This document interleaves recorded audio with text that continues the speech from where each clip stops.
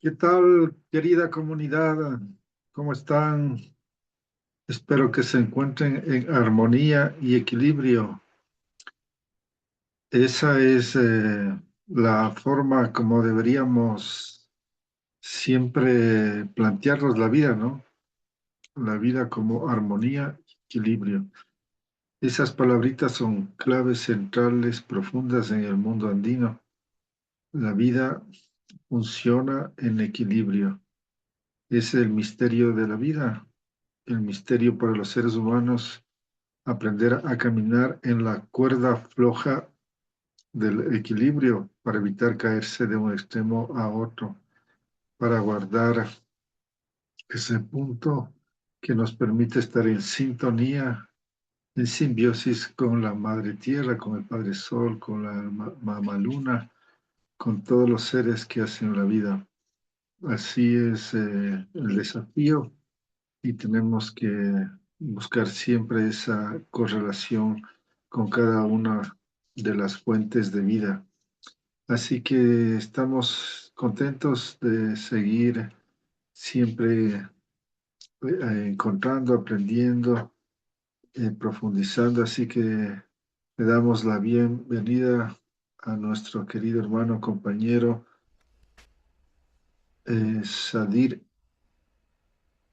que ¿qué tal, Sadir? ¿Cómo estás? Bienvenido, muchas gracias. ¿Qué tal? ¿Cómo estamos, mi estimado Atahualpa? Aquí vamos, trabajando siempre en el camino de los abuelos. Bueno, este, claro, creo que tus palabras son muy necesarias en este momento tan expresivo de la historia a nivel planetario. Y eso creo que justamente es lo que tenemos que observar como parte de todo este conjunto de procesos que nos permiten entender lo que es el ser humano, ¿no? Y sobre todo entender al ser humano en sus diversos caminos, ¿no? No como la humanidad, como a veces Occidente cuando habla dicen la humanidad, dicen la humanidad está destruyendo el planeta, dicen. No, Occidente está destruyendo el planeta, no la humanidad.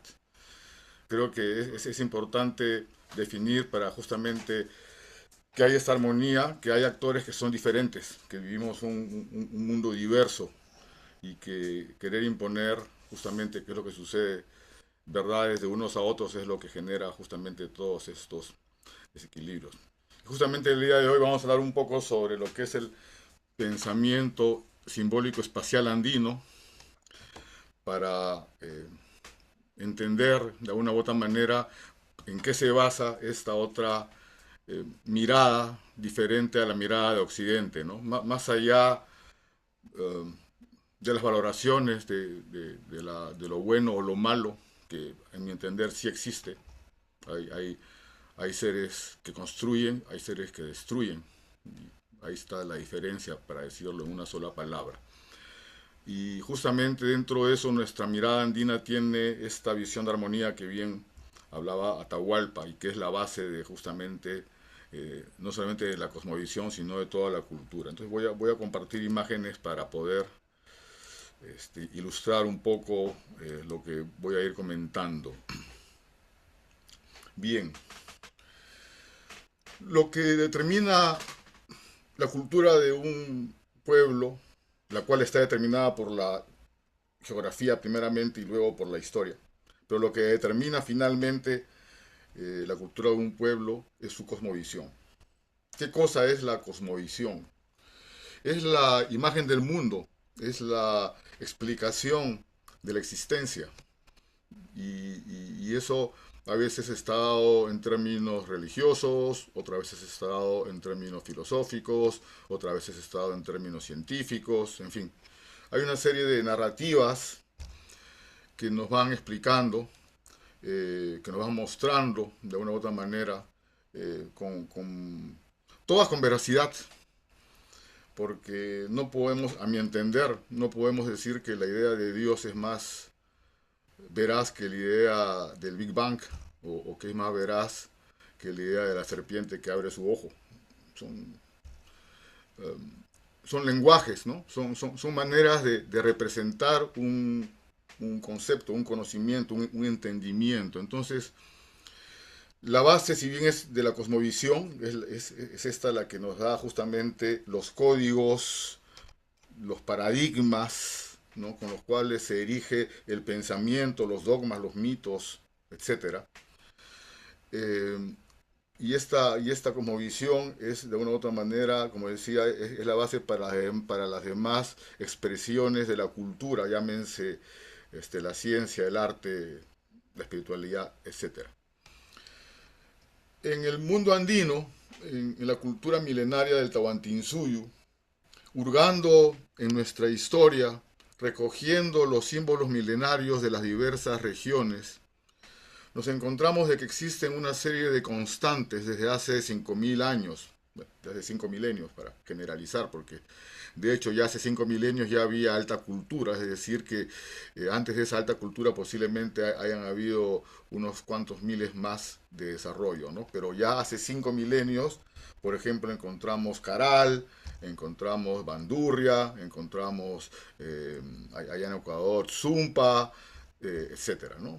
En varios lugares vamos a encontrar ya culturas con símbolos definidos, con saberes definidos, ¿no?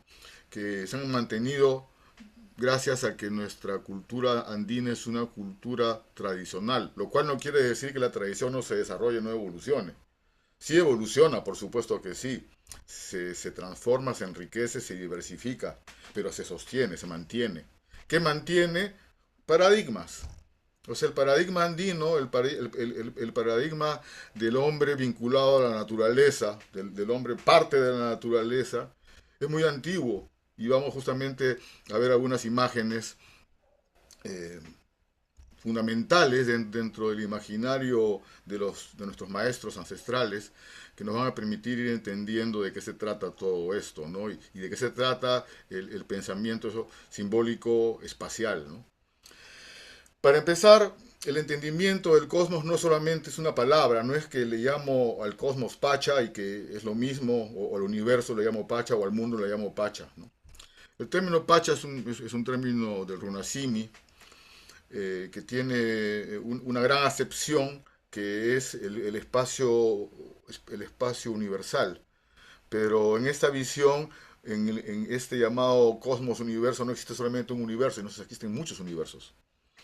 Entonces eso significa que existen muchos pachas, que cada universo, cada unidad con un cierto nivel de autonomía dimensional es un pacha. Una persona es un pacha, el universo todo es un pacha, el planeta es un pacha, nuestro espacio territorial es un pacha, Digo en que fin. estaba igual, yo ya no le he Pero, por favor, parado bola tampoco. si podríamos No sé hoy. guardar ese... Gracias. Entonces, el concepto de Pacha, digamos, la palabra en castellano que más se le asemeja es la palabra cosmos, dentro de su acepción de universo ordenado. O sea, el cosmos está expresado en la geometría de una flor, está representado en la dinámica geométrica de un insecto, está representado en el orden de las constelaciones, está representado, etc. El cosmos es el orden del universo. Entonces, en base a este concepto, Pacha significa el orden del universo, pero desde una perspectiva muy definida del mundo andino, en la cual no es un universo, sino es un multiverso. Y aquí ya hay una diferencia que tiene que ver un poco con esta temática que tratamos en la sesión anterior entre la unidad y la multiplicidad, ¿no? La visión en el otro lado es del universo, la visión en nuestro lado es el multiverso. Y vamos a ir viendo por qué y cómo se explica eso dentro de la visión de la ciencia andina. Entonces, este concepto de Pacha queda guardado en la historia a través de una de las narraciones del cronista Garcilaso de la Vega, que titula Huiracocha y los tres Pachas. Esta narración, este mito, es fundamental para entender justamente la visión multidiversa que tiene el pensamiento andino, que es una visión no solamente multidiversa, sino que es una visión incluyente del universo, es decir, en el cual no hay competencia, el hombre no compite con la naturaleza, no hay enemigos, no estamos en esa visión. Y obviamente cuando no hay esa visión, Entonces también el comportamiento responde a la otra visión, que es que estamos en un universo comunitario. Estamos en un universo desde la visión de los maestros, desde la visión de los símbolos mayores. Estamos en un universo cuántico, es decir, en un universo en el cual este se expresa en múltiples probabilidades, pero en esta gran diversidad es uno solo, ¿no? Entonces, esta visión se aplica a todos los pachas en todos los niveles, ¿no? Entonces, hay una multidimensionalidad de los pachas, y este concepto se estructura en base a cuatro principios fundamentales que vienen a ser, primero, el concepto de Pachacamac. El término Kamak, que significa creación, fundamentalmente, es la energía creadora del universo. Es la energía creadora que está en la semilla, ¿no? De una semilla sale un árbol, ¿no? Y así está en el semen humano y de los animales, está en los soles, como también generan vida alrededor de con sus planetas, etcétera. Es decir, hay, hay, hay una energía central que es el Iliatixi, es el principio de la luz, del cual sale la vida, nuestra vida. Estamos vivos, estoy aquí hablando porque hay una energía dentro de mí que me sostiene. El día que ya no haya esa energía no podría hablar. Entonces, de esa manera tenemos este principio del Pachacama como aquella energía, ¿no?, que sostiene la vida y la manifestación en sus diversas dimensiones, ¿no? A la par de este concepto de Pachacama, porque normalmente estos conceptos se dan en pares, en parejas, está el Pachayachachip, que es el que está escrito en el altar de Coricancha, ¿no? Este dibujo tan famoso, tan importante, tan profundo y tan necesario de entender, ¿no?, que es justamente la representación del orden y la sabiduría universal. Es decir, la naturaleza es sabia, sabe crear flores, sabe crear animales, sabe diseñar mariposas, sabe pintar atardeceres, ¿no?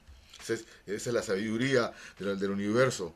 Y esta sabiduría hace parte de un gran orden que está en los tres mundos, en el gran concepto orgánico de los tres mundos y de las dualidades que le generan esa dinámica vital, ¿no?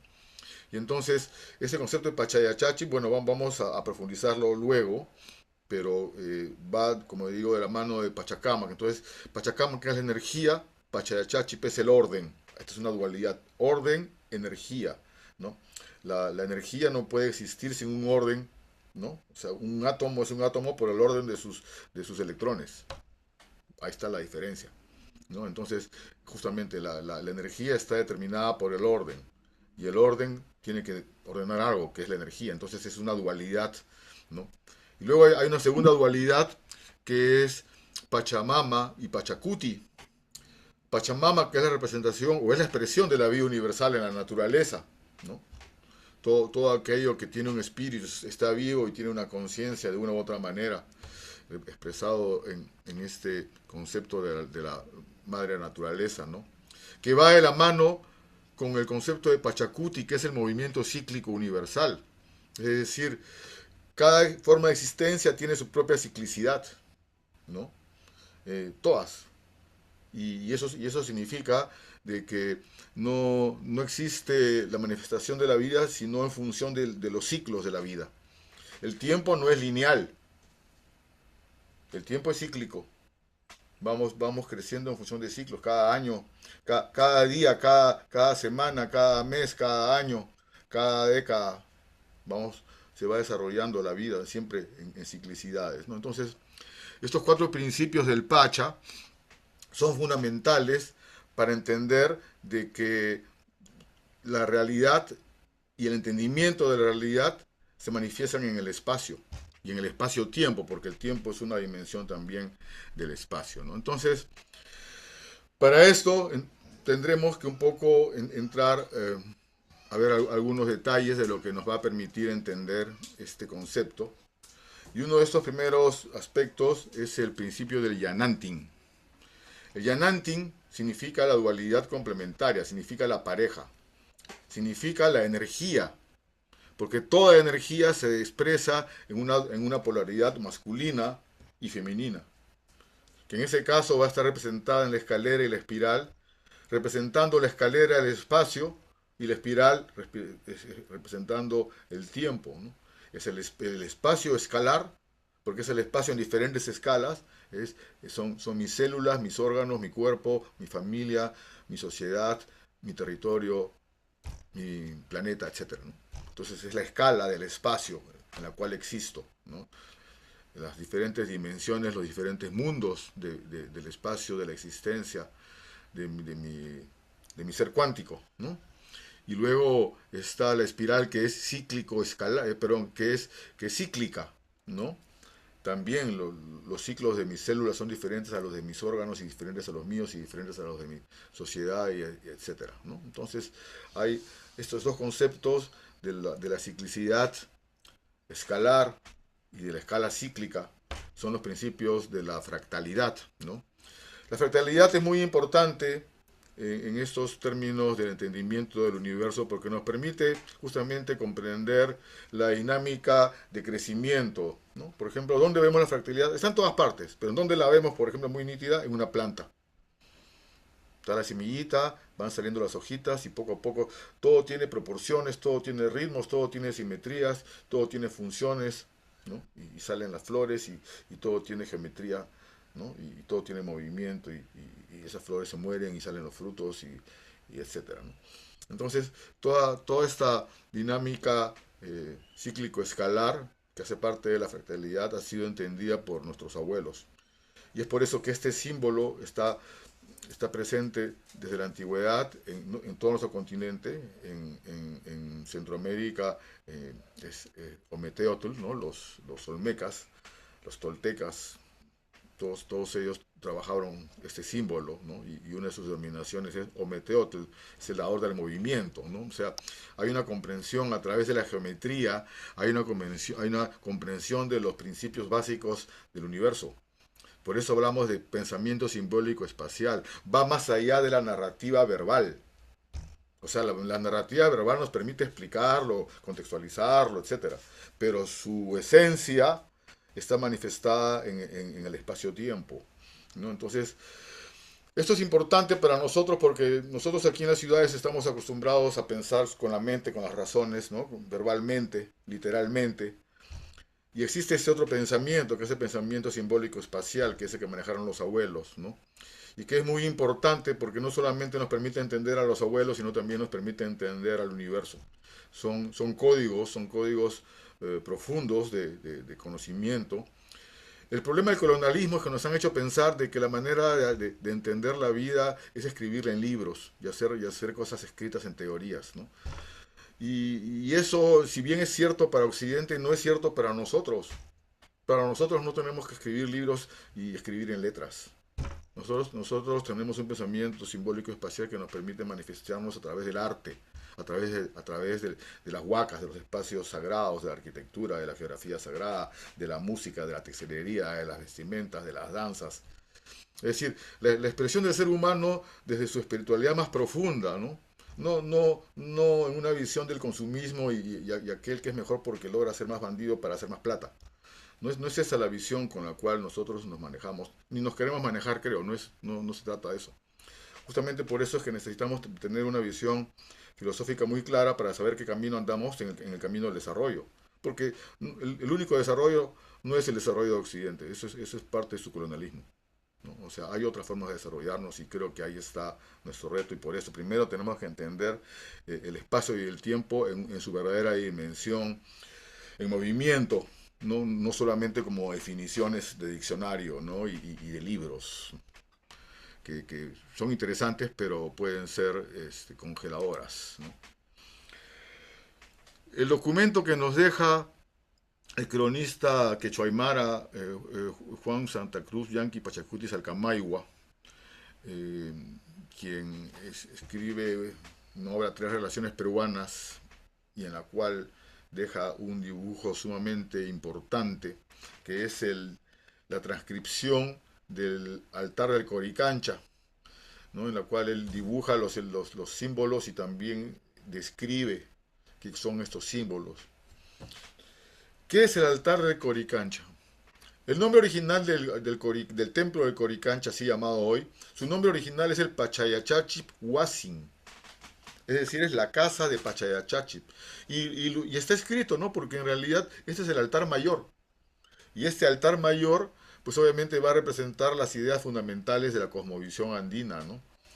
Entonces, un poco lo que nos va a decir este altar es cómo se organiza la cosmovisión en este orden cósmico y cíclico de la vida, ¿no? Para entender quién somos.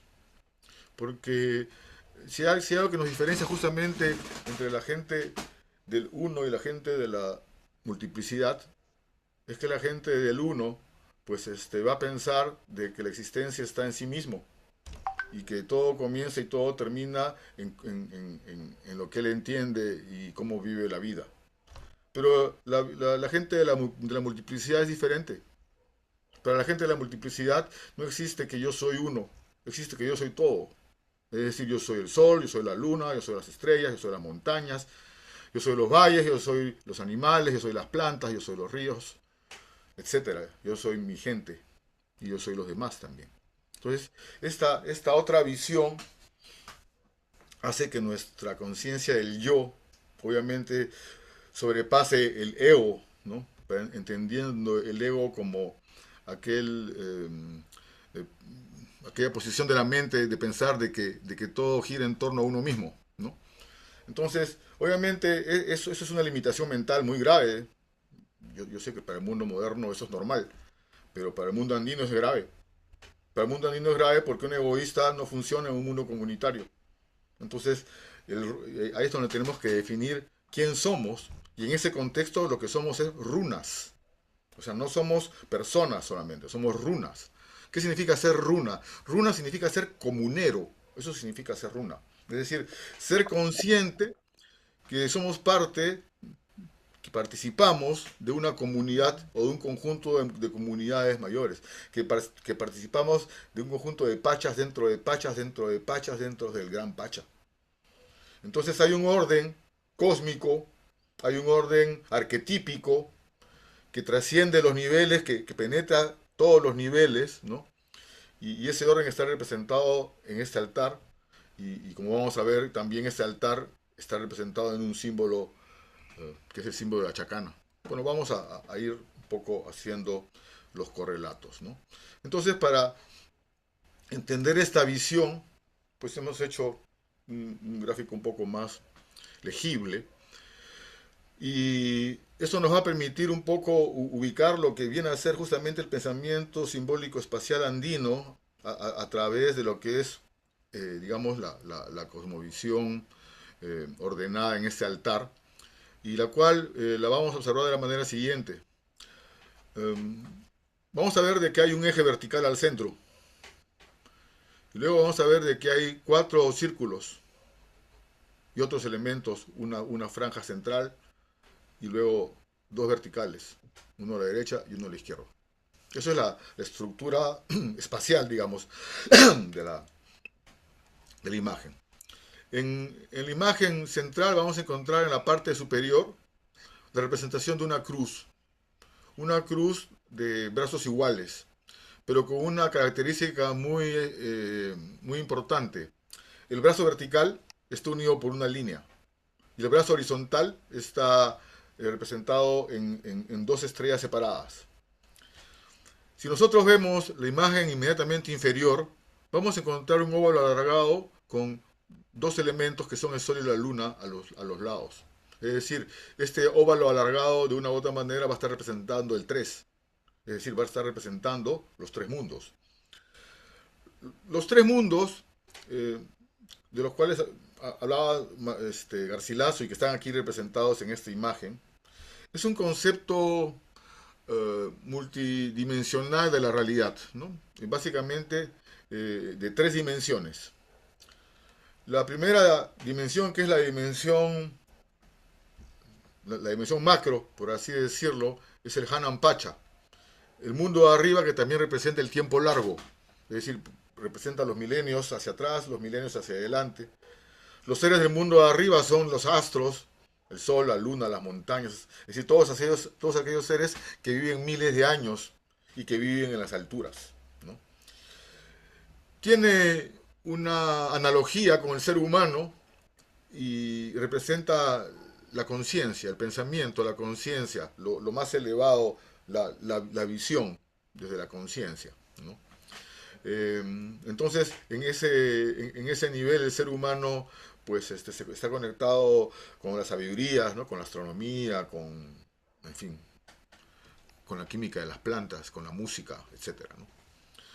Luego, en el mundo de aquí, es el mundo que compartimos, es el mundo de aquí y ahora. Es el mundo de nuestras relaciones, con nuestra familia, con el campo, con la ciudad, etcétera, con nuestra realidad, con nuestro trabajo, con lo que tenemos que vivir en el día a día. Y luego tenemos el mundo de adentro, que tiene una dimensión telúrica, es decir, es dentro de la tierra donde se siembran las semillas, ¿no?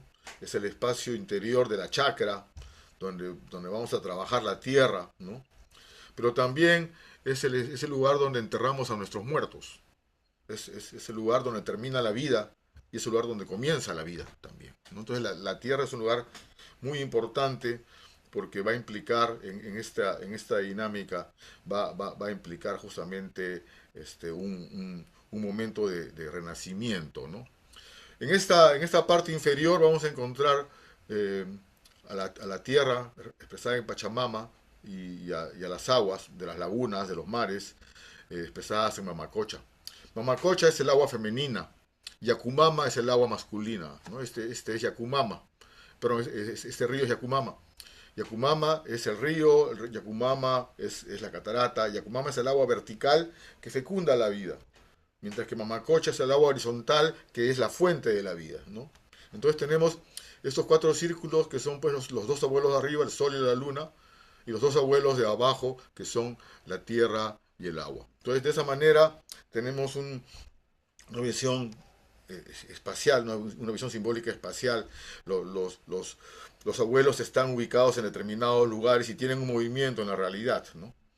Este símbolo de los abuelos va a estar representado, de los cuatro abuelos, va a estar representado en el símbolo central que representa a la chacana Cruz del Sur, ¿no? Que está denominada como chacana en general, y que está representando a la Cruz del Sur como cuatro estrellas, y está al centro, ¿no? de la cosmovisión andina. Y esto es muy importante porque efectivamente es un símbolo que lo vamos a encontrar en lugares sagrados centrales. Está en Machu Picchu, está en Cumbemayo, por ejemplo, entre otros lugares.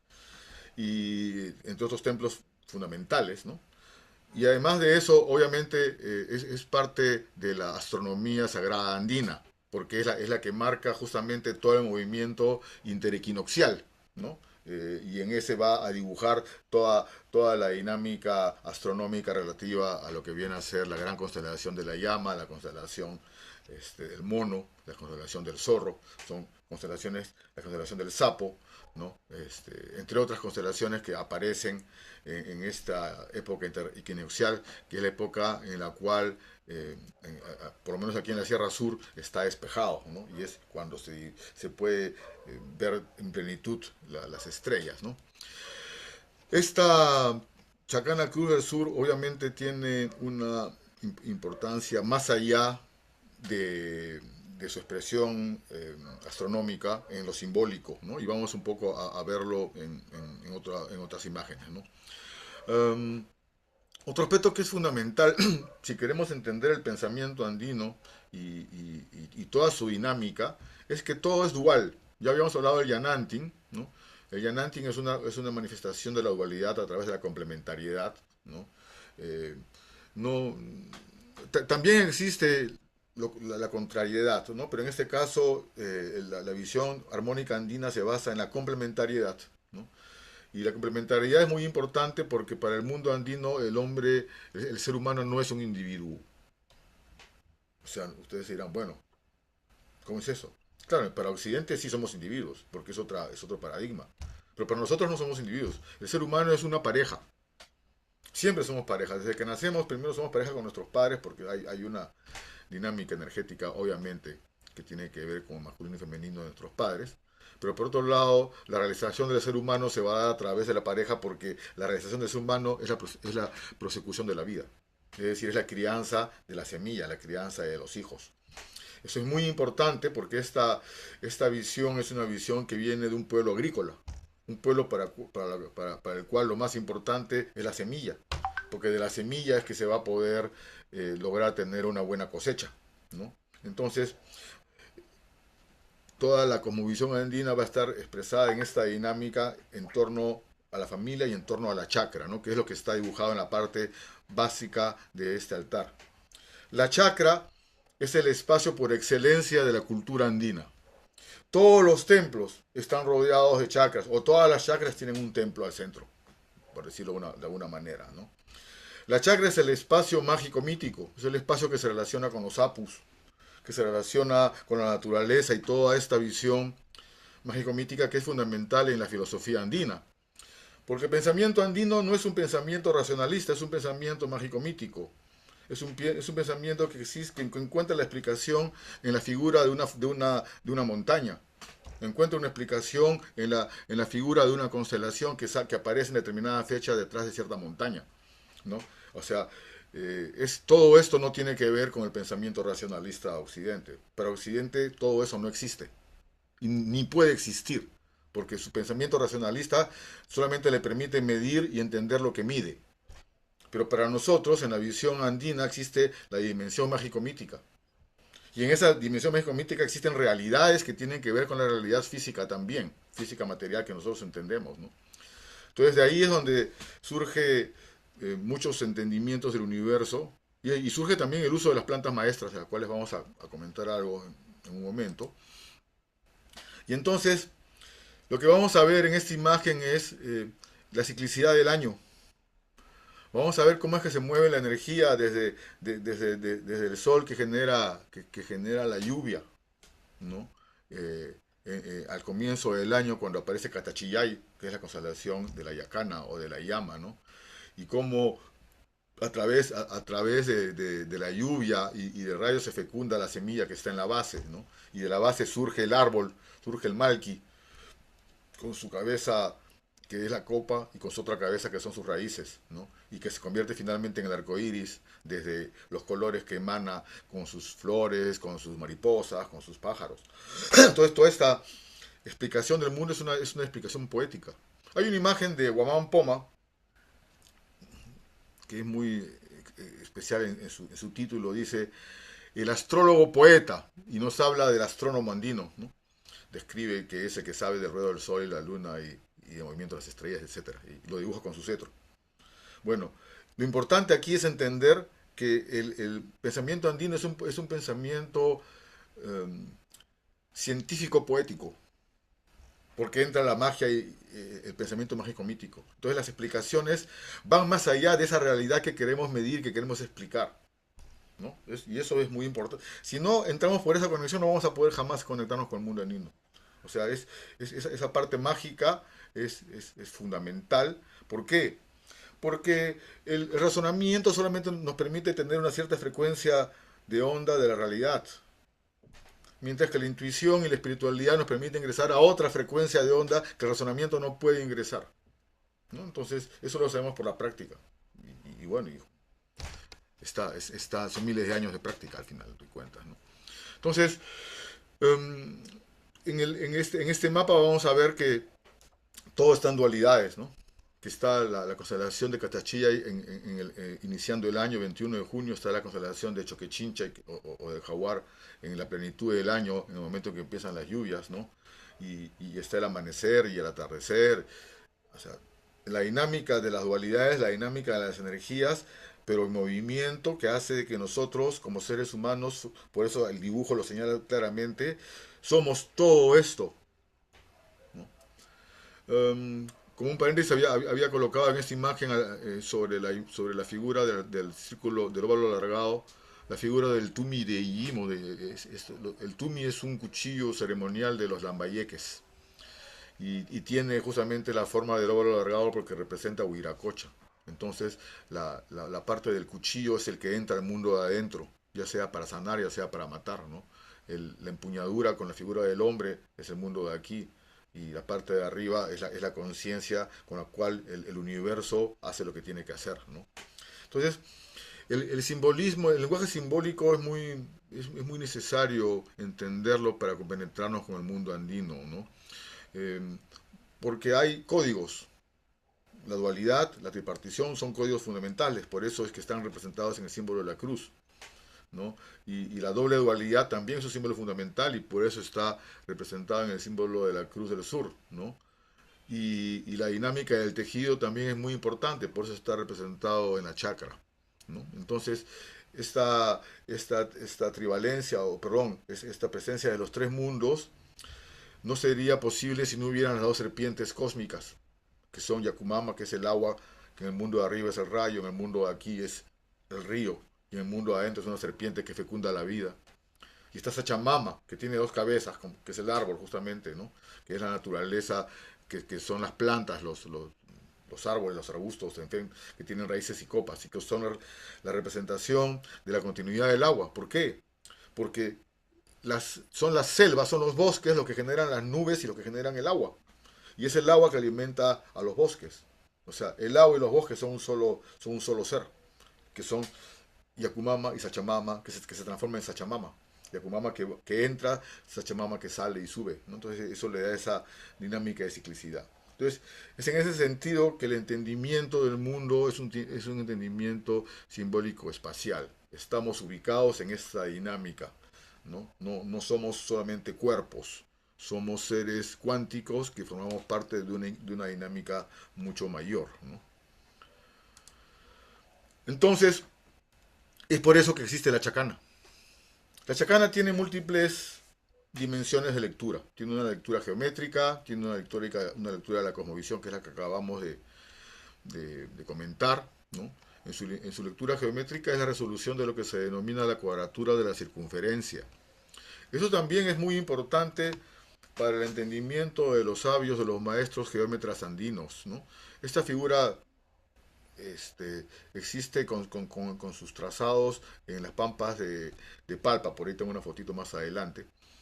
Y en realidad es una propuesta conceptual que desarrolla el taita Carlos Milla primero, luego, curiosamente, luego se encuentra la figura en Palpa, pero primero él la desarrolla teóricamente con sus trazados y nos da a conocer cómo a través de la geometría simbólica podemos dibujar al universo, con sus tres mundos, con sus dualidades, con sus cuatro abuelos, ¿no? Que están aquí representados.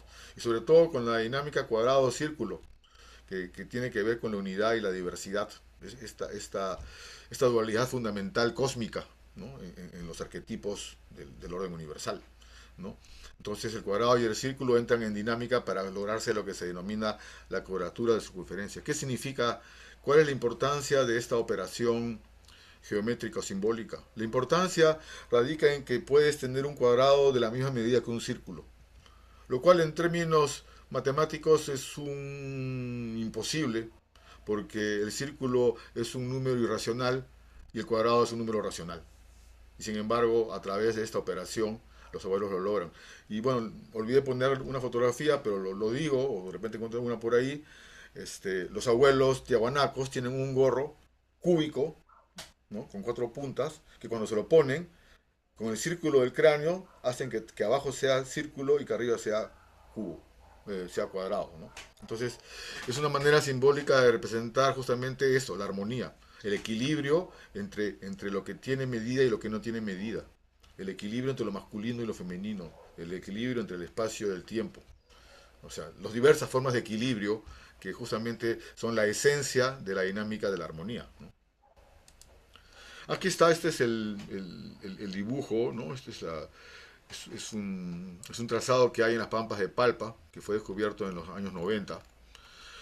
Y el Taita, él había hecho su análisis geométrico de una manera deductiva. Curiosamente, cuando se compara lo que está dibujado en las pampas con lo que él había deducido, es lo mismo. Y es lo mismo y tiene justamente ahí la presencia del... Perdón, ¿qué pasó acá? Tiene la presencia de las diagonales, las grandes diagonales de los tres mundos, que son justamente el número para pi que el hombre, que los maestros andinos logran alcanzar, ¿no? Otros aspectos que también son importantes en este comentario es que en el trabajo de investigación que hace el Taita Carlos Milla, nos rompe el cerebro porque se plantea una hipótesis en ese momento muy audaz y luego ya con los años ya se ha comprobado, pero en ese momento era muy audaz, de pretender encontrar una relación geométrica entre las proporciones de la Cruz del Sur, que está representada en el geoglifo de Chao, que tiene aproximadamente unos 40 metros de largo promedio, y, y este geoglifo representa la Cruz del Sur con exactitud, y tiene las proporciones de la Cruz del Sur, que curiosamente corresponden con la medida del lado del cuadrado y de la diagonal del cuadrado, o sea, 1 a 1.4141. Bueno, el Taita se propone buscar qué tenía que ver esa proporción con la proporción de los trazados que están alrededor del templo y descubre que hay una proporción justamente en relación a la denominada cruz cuadrada andina. Hay todo un libro que el Taita ha publicado, Génesis de la Cultura Andina, en donde está explicado con todo detalle y matemáticamente todo este proceso. Nosotros lo estamos un poco simplemente comentando para entender que la Cruz del Sur guarda un contenido simbólico muy potente. Es decir, hay varias dimensiones de lectura, ¿no? Y una de sus lecturas es la lectura cósmico-mítica, ¿no? Es decir, cómo hay una mitología en esa disposición espacial, hay una mitología de cómo se genera el universo, ¿no? Entonces, la Cruz del Sur, obviamente, más allá de que sea una entidad que tenga un espíritu en sí mismo, la importancia de la Cruz del Sur es por lo que representa, ¿no? Y representa justamente esta fuerza que significa el movimiento del universo en su forma de aguja de reloj, marcando al sur, ¿no? Marcando al polo, ¿no? Y que justamente es lo que caracteriza a nuestra cultura en general, ¿no? Esta es una representación simbólica de justamente estos de los chiripa, en donde vemos los principios de la cruz andina, ¿no? Que son los tres mundos en estas dos piernas que están girando hacia este lado, como vemos el movimiento de los pies van hacia este lado, ¿no? Esa es la diagonal que gira. En la dinámica que plantea el Taita Carlos Milla son cuadrados y círculos consecutivos que van creciendo en función de las diagonales que van girando.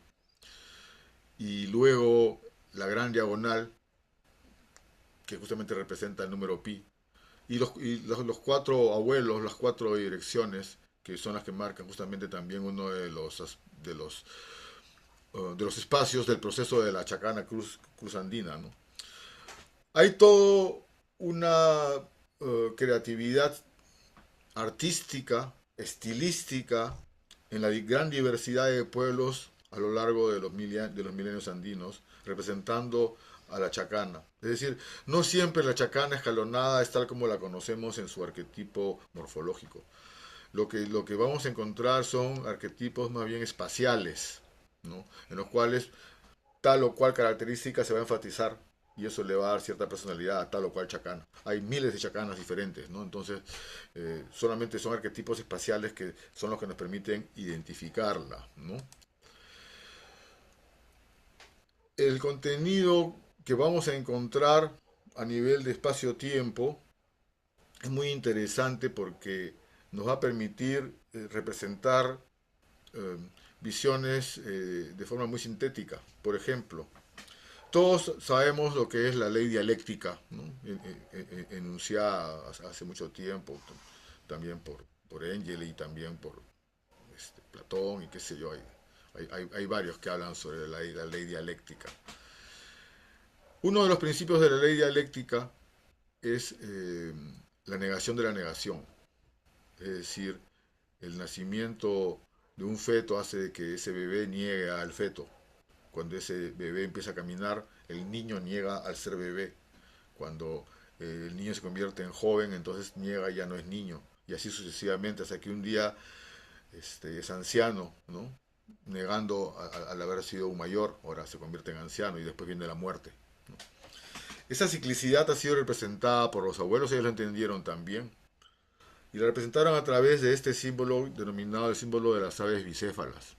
Si ustedes observan aquí, van a encontrar un cuerpo de ave con su cola, su cuerpo, con sus alas, y tiene dos cabezas mirando hacia lados opuestos. Si ustedes giran, voltean esta imagen, van a tener esta que está aquí abajo, en donde la cabeza se convirtieron en pies, en patas, las alas están levantadas y ahí la cabeza grande, que en ese caso se correspondería como vamos a ver a un felino, ¿no? ¿Por qué? Porque si ustedes ven aquí en las esquinitas, bueno, en este caso que están de pie, son felinos. Son felinos con el ave. Entonces, cuando se gira la figura, vamos a encontrar adentro un ave menor. Aquí está con sus dos ojos, sus picos, su cuerpo y sus alas. Y si lo volvemos a girar, vamos a encontrar adentro otra, otra pareja en amarillo, estos acá, ¿no? Otra pareja, pero muy simple. Es como si fuera el animalito que cuando está joven, que tiene un solo color, y conforme va creciendo el animalito, va negándose en su crecimiento, pues el animalito se convierte en un ser de muchos colores, ¿no? Pero ¿qué pasa cuando el animalito muere? ¿Cuál es el símbolo de la muerte del animal, del ave? Es el felino. El felino es su depredador, ¿no?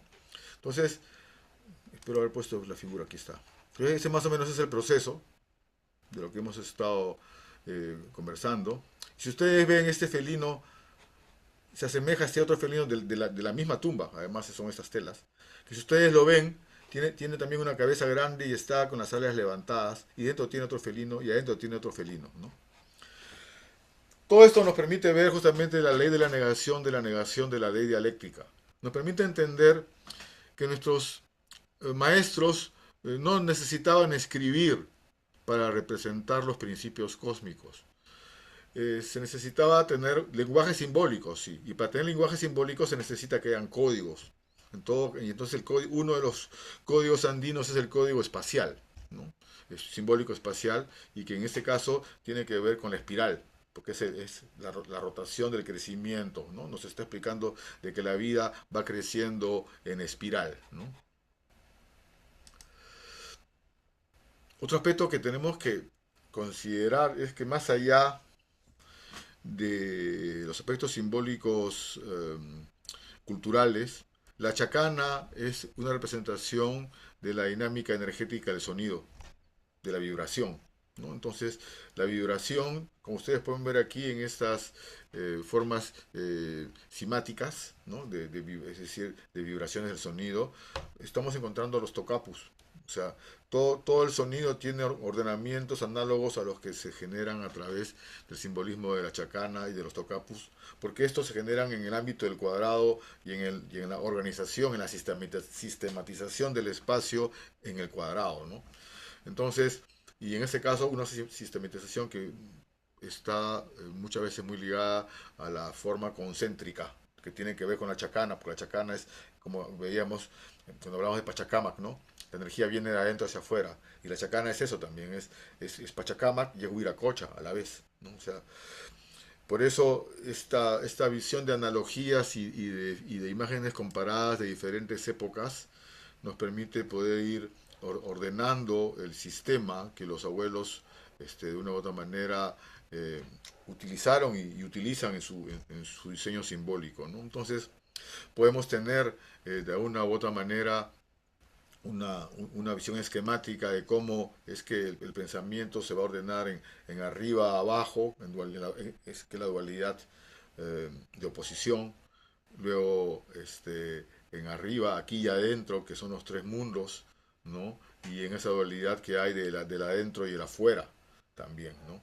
Que que es muy importante para entender la dinámica de la vida, porque muchas veces pensamos que la vida está afuera, pero la vida está adentro, o pensamos que las cosas suceden afuera, pero lo que sucede afuera en realidad es reflejo de lo que sucede adentro, porque no importa lo que suceda afuera, va a entrar a nosotros a través de nuestra interpretación. Y en ese momento, lo que sea que suceda afuera va a ser modificado por nosotros, cuando ingrese a nosotros a través de nuestra interpretación. Por eso, los abuelos crearon una base conceptual, espacial, simbólica, para que el pensamiento pueda tener una plataforma sobre la cual codificarse, ¿no? Esa es una de las representaciones de lo que viene a ser el concepto de los tres mundos, cada mundo con su propia organicidad, los mundos polarizados, ¿no? El mundo de arriba como reflejo del mundo de adentro, ¿no? El mundo de lo que sucede en nuestra conciencia, que tiene que ver con el mundo de lo que sucede en nuestras emociones. Y podemos tener cantidades de analogías, pero en todas ellas vamos a encontrar o sea, que el arquetipo funciona. Porque para el hombre andino, para la visión bioenergética andina, lo que manda es el centro, y aquí está muy bien marcado el centro, el centro con sus cuatro direcciones, ¿no? El corazón, ¿no? Entonces a partir, y eso está marcado en cantidades de iconografías. Hay toda una narrativa desde la sabiduría del manejo de la bioenergética, es decir, de las energías vitales, que está inscrita en todas estas obras. Obviamente todas estas obras no han sido hechas para adornar, pues. Obviamente también para adornar, pero no es ese su objetivo central, esa es la consecuencia, digamos, de su trabajo. Han sido hechas para entender, ¿no? Y entonces, a través de imágenes como esta, que es una, una piedra de los pucarás, donde vemos cómo es que se expresan los tres mundos y la dinámica de las energías, ¿no? En el mundo adentro, la energía va hacia adentro, es centrípeta, es el ego que necesita a través de las emociones realizar sus deseos o sus miedos, ¿no? En el mundo de aquí la energía integra el mundo de arriba y el mundo de abajo porque es la energía del sentimiento, es la energía del corazón, la energía integradora de lo de afuera con lo de adentro, ¿no? Y el mundo de arriba, que es la conciencia, que de una u otra manera se expande en todas las direcciones hacia afuera y de afuera hacia adentro, ¿no? Y cómo un mundo en la imagen posterior está integrado a través de la serpiente, ¿no? Algo así como el kundalini. Es decir, ya los abuelos tenían pues una sabiduría muy clara de la dinámica energética humana, ¿no? Y por eso la tenían descrita en sus huacas, ¿no? Y la tenían guardada en sus objetos, ¿no? Como en este tumi en el cual lo que está, entre otras cosas, representado no solamente es la conciencia del ser con su corona, sino también su conciencia interior con los tres mundos y las dualidades en cada uno de los mundos, ¿no? Para poder este, hacer que este cuchillo sagrado tenga un sentido, sea sagrado, no solamente sea un cuchillo, ¿no? Esa otra imagen también es muy importante para entender los tres mundos. Nos habla justamente de la dualidad de la conciencia masculina o femenina para sintetizarlo. Es mucho más complejo que eso. En el ojo cuadrado, entre comillas, y el ojo con forma de serpiente, ¿no? El personaje está con sus manos sosteniendo una cabeza, las manos tienen una forma cuadrada y dentro está la cabeza con forma circular, ¿no? Y el personaje está caminando con los pies cruzados, las piernas cruzadas, ¿no? Es decir, un paso de razón, un paso de intuición, ¿no? Entonces, no es solamente la razón, no es solamente la intuición, no solamente es la materia, no solamente es el espíritu, es el caminar con ambos pies. ¿Para qué? Para mantener el equilibrio, por eso está al centro, las garras, lo que sostienen es el equilibrio, ¿no? Es el centro mismo, ¿no? Entonces esto, digamos, es otra manera como los abuelos utilizaron para su simbolismo los conceptos espaciales, ¿no? En el mundo contemporáneo existen las llamadas mishas, las llamadas mesas ceremoniales. Esta es la base de una mesa ceremonial de los, ¿cómo se llama? De los queros, Queda. ¿no? Donde está la manta base, es el universo, es el pacha. Luego hay una manta que está en romboide que solamente tiene dos colores, que es la dualidad complementaria, el masculino y el femenino. Luego hay la mantita encima, que son las cuatro direcciones, son los cuatro vuelos, ¿no? Entonces, también es la chacana, representado de esta manera, pero también es la chacana, también es el orden cósmico. Por eso es que ya sobre esto van las sillas, las conopas, van los objetos de ofrenda, van las semillas, etcétera, ¿no? Organizando el universo, organizando el universo propio, ¿no? Cada mesa personal es el universo de uno, es ese gran universo en uno. Entonces, los maestros hacen esta dinámica, este juego místico, cósmico, ¿no? A través de la mesa ceremonial, ¿no?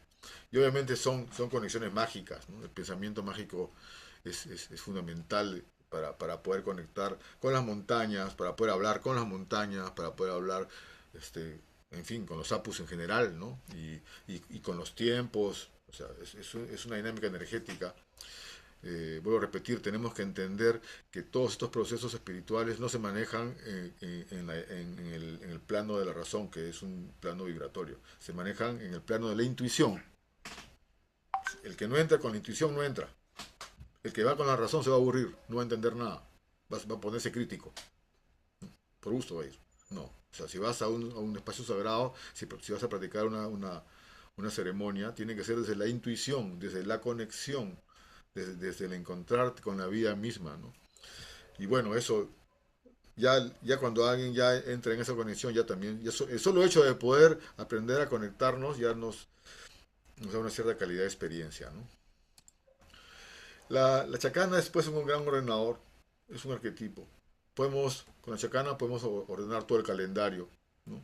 Ahí están los meses y las lunas en oposiciones, está el calendario agrícola necesario, porque también se manejan oposiciones, es decir, no es lineal, no es enero, febrero, marzo, abril, no es así, es en círculo, ¿no? Y ese círculo tiene posiciones y ubicaciones definitivas y tienen que ver justamente con la preparación de la tierra, con la siembra de la tierra, con el crecimiento y el desarrollo de la siembra y con la siembra misma, ¿no? Entonces es un ciclo, ¿no? Estoy en clase en ese momento. Estoy en clase. No puedo, ahorita estoy en clase.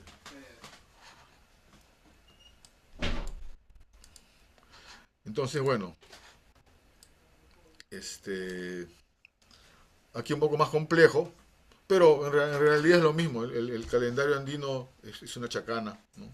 En principio como estructura, y tiene que ver pues, con la ciclicidad fundamentalmente, ¿no? Con las dualidades.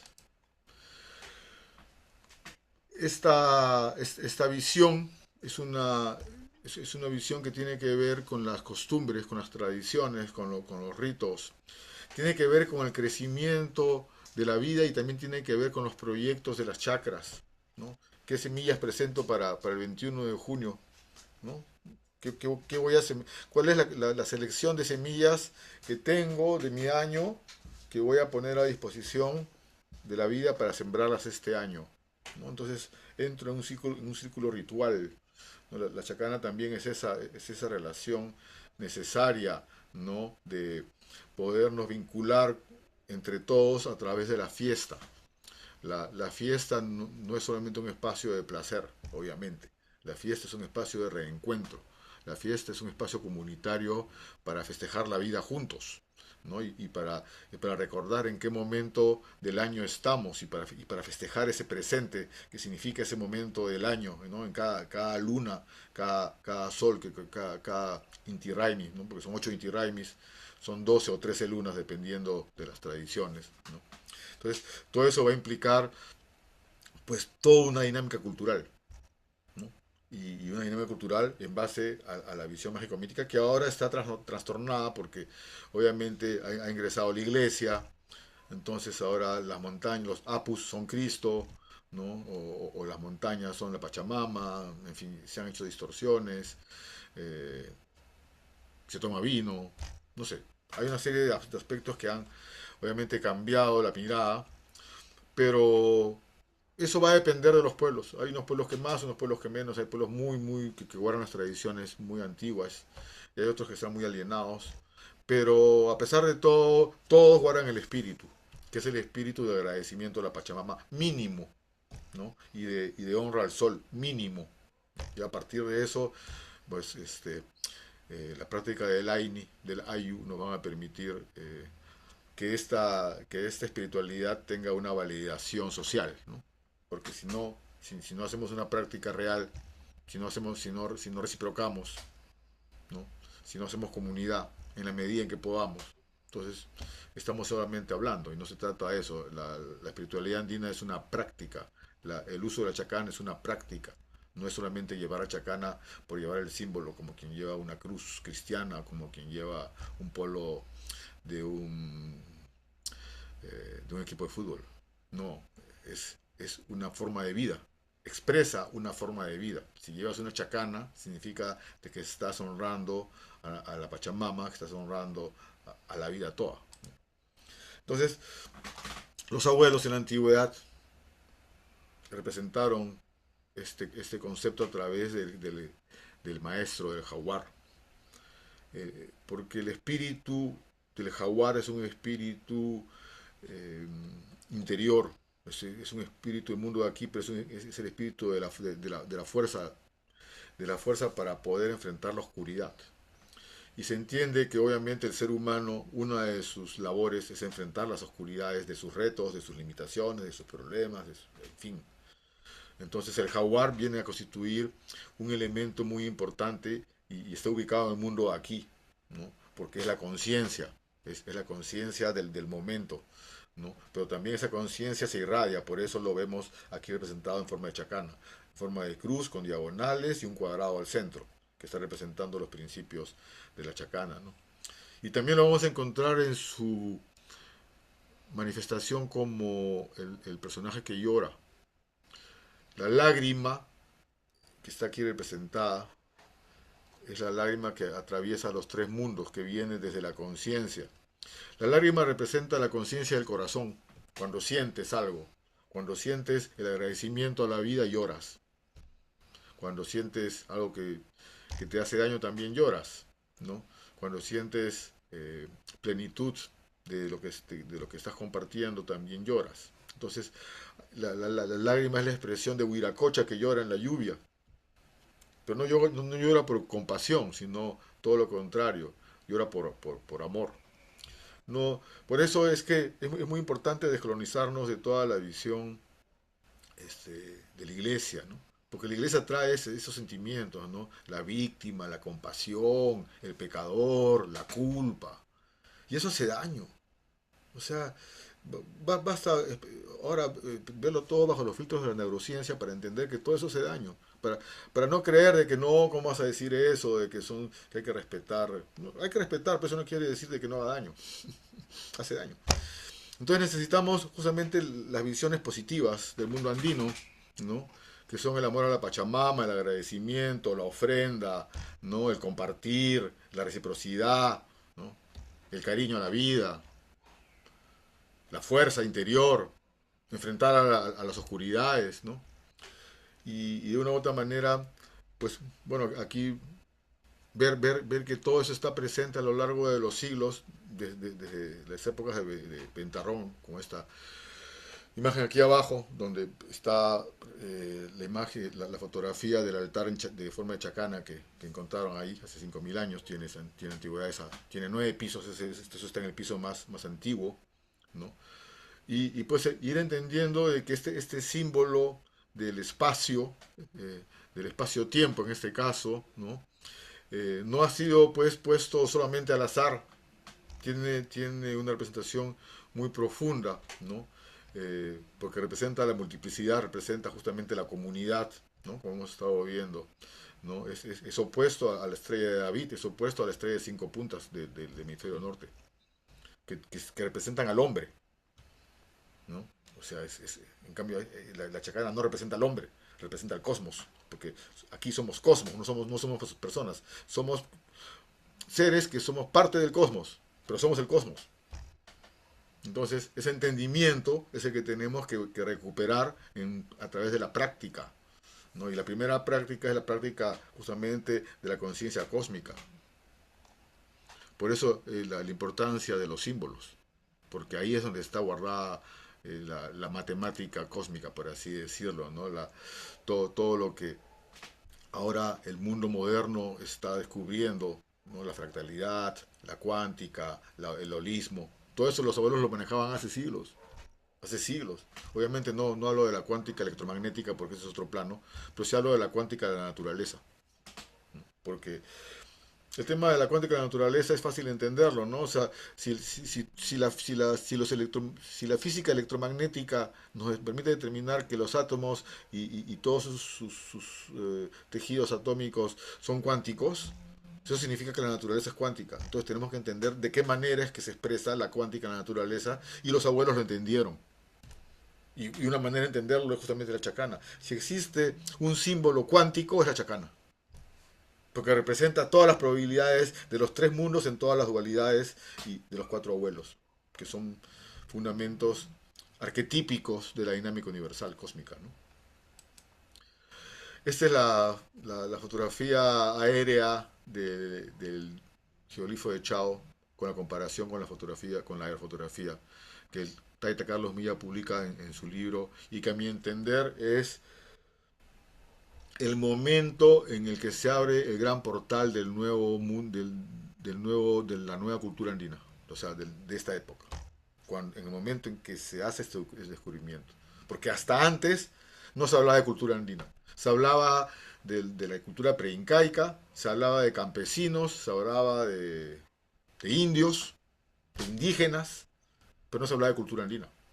Recién a partir del Taita, con su libro Génesis de la Cultura Andina, se empieza a hablar de nuestra cultura andina, de nuestra historia andina, de nuestra ciencia andina. Porque nos quitaron el derecho. Nos dijeron, no, existe solamente la ciencia occidental, que es la única y verdadera. No me jodan, disculpen, así no es. O sea, no podemos seguir aceptando cuando estamos viendo, entendiendo cómo es que toda la conceptualización simbólica y cosmológica andina tiene representaciones y tiene coherencia a lo largo de 5 milenios en todos los Andes, ¿no? Entonces, creo que sí es importante en ese sentido, pues el trabajo simultáneo de diferentes ciencias, ¿no? Por eso nuestro trabajo es interdisciplinario, no puede ser de otra manera, ¿no? Y parte de ello pues es el tema de arqueología, ¿no? Entonces participamos de algunos descubrimientos arqueológicos, ¿no? Como del geógrafo de Wilcamayo, en el cual acompañamos a Mario Amano, quien fue el descubridor, pero con él fuimos a hacer los análisis. Y los hicimos y bueno, finalmente fuimos con él, con el Taita Carlos Milla, y lo que se descubrió es de que este geoglifo de 600 metros de largo lo que representa es al Wilcamayo, a la Vía Láctea, ¿no? Y está, digamos, en ese reflejo, ¿no? Está el ave central que está aquí, es la Cruz del Sur, está orientado y además representa también al cóndor en la cultura Paracas, ¿no? Entonces, bueno, se hicieron los análisis y se fue descubriendo que efectivamente la Vía Láctea es uno de los ejes fundamentales. En realidad, cuando hemos hecho ya la investigación astronómica del movimiento de las constelaciones mes por mes, felizmente ahora ya existen herramientas en internet para poder hacer esas observaciones. Si quieren ustedes hacerlas, pueden bajar el programa, por ejemplo, Stellarium, que es con el cual yo trabajo. Y con ese programa Stellarium ustedes pueden ver el movimiento de las constelaciones día por día, hora por hora, cuando ustedes quieran, en la época, en el día que ustedes quieran y en el lugar que ustedes quieran. Entonces, con ese programa ustedes van a poder hacer análisis. ¿Qué análisis hice yo? Observé el movimiento de las constelaciones andinas mes por mes y me di con unas sorpresas alucinantes, como entender por qué justamente la constelación de Choquechinchay, por qué es la cabeza del Wilcamayo. Y eso lo aprendes a ver, ¿no? Entonces, pero para poder ver cómo se mueven las estrellas tienes que ver cómo dibujan los cerros. Y para poder ver cómo dibujan los cerros tienes que ver lo que te dibujan las hojas de coca cuando las estás leyendo. Es lo mismo, es el manejo de las paraidolias. La paraidolia es una imagen un poco despectiva dentro de la epistemología occidental porque se supone de que uno está viendo cualquier cosa. O sea, ¿cómo vas a ver una forma en una nube? ¿Cómo vas a ver una forma en un cerro? ¿Cómo vas a ver una forma en una hoja de coca? ¿No? Entonces, para Occidente eso no tiene validez, porque eso es muy casual, muy subjetivo, no se puede medir. Obviamente ellos quieren medir todo, pero para nosotros sí tiene validez y funciona. Yo vengo trabajando con eso años. Es decir, el mundo andino, la cultura andina, el arte andino, es una representación de paraidolias. Es una explicación, es una lectura de pareidolias permanente. Todas las huacas están inscritas en un paisaje pareidólico de las montañas, todas. Es alucinante. Cuando uno va con esos ojos puede entender por qué ubicaron las huacas en tal y cual lugar, ¿no? Entonces, eso sucede también pues con movimiento de los astros. Tienen un valor simbólico, tienen un valor mitológico, más allá de un valor científico, ¿no? Y esto es lo que nos permite justamente irnos encontrando con estos sitios y poderlos interpretar de una u otra manera, ¿no?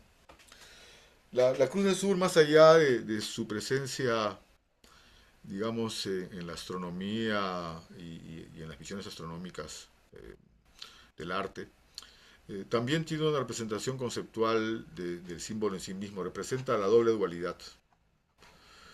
Dos estrellas mayores más cercanas y dos estrellas menores más alejadas. Esta constelación está representada en este ceramio. Es como la máscara del representante, o es la cabeza, o el rostro del personaje está aquí representado.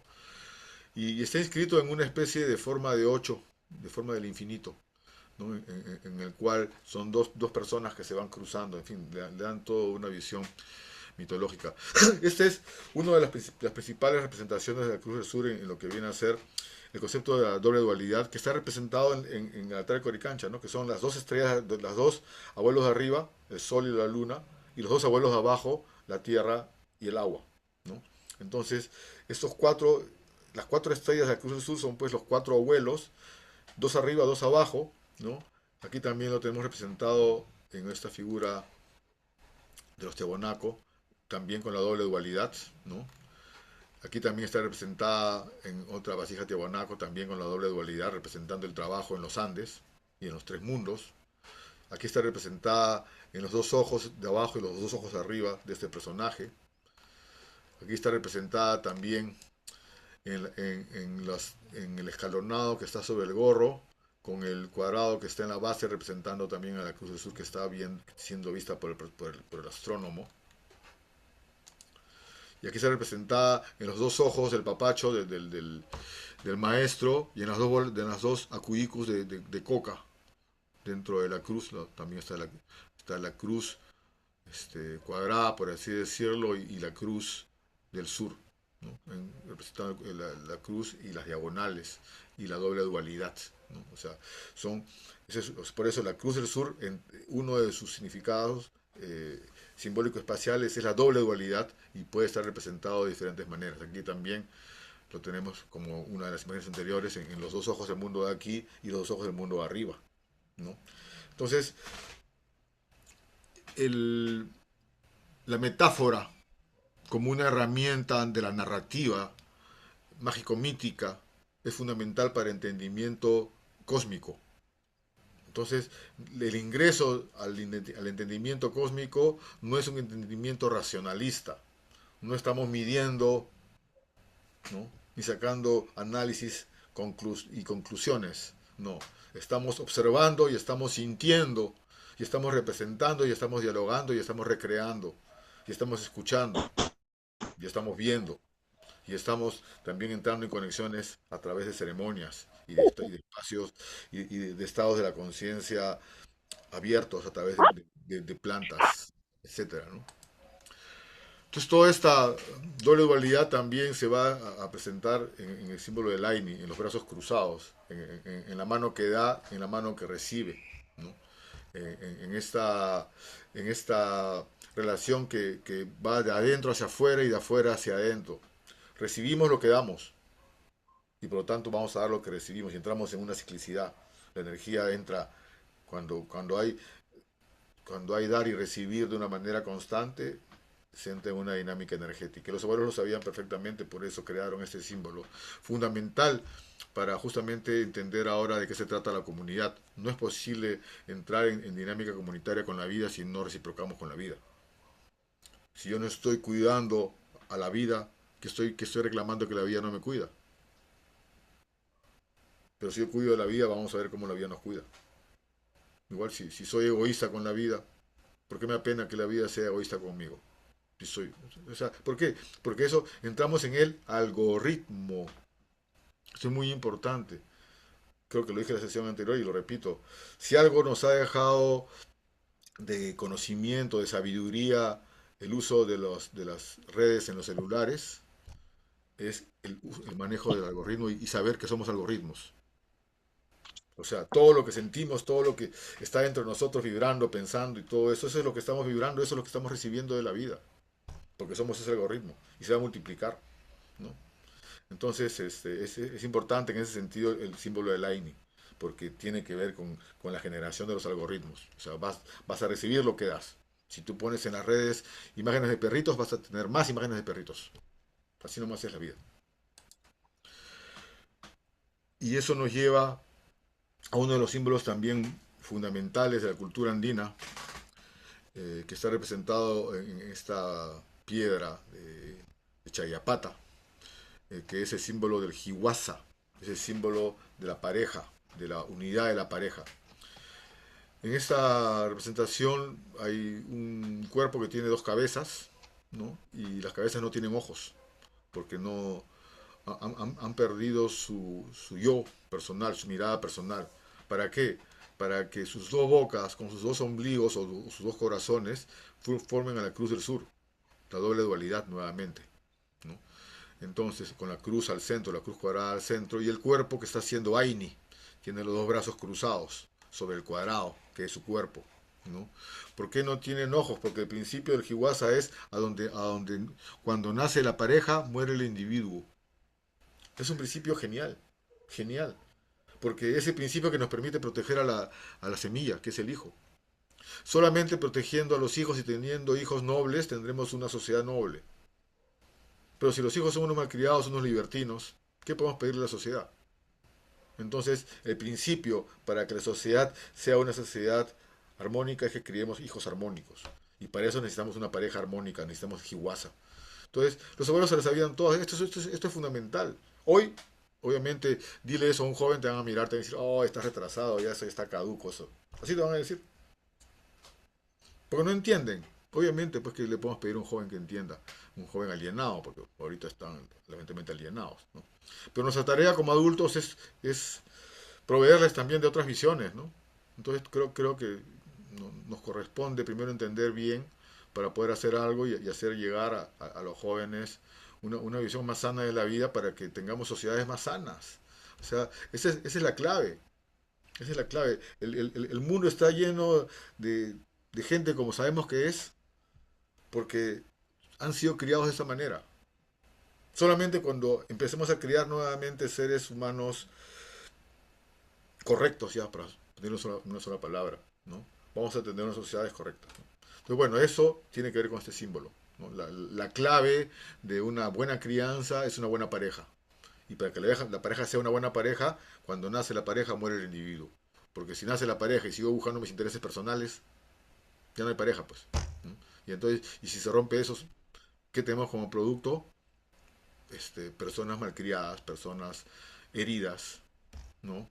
Personas traumadas.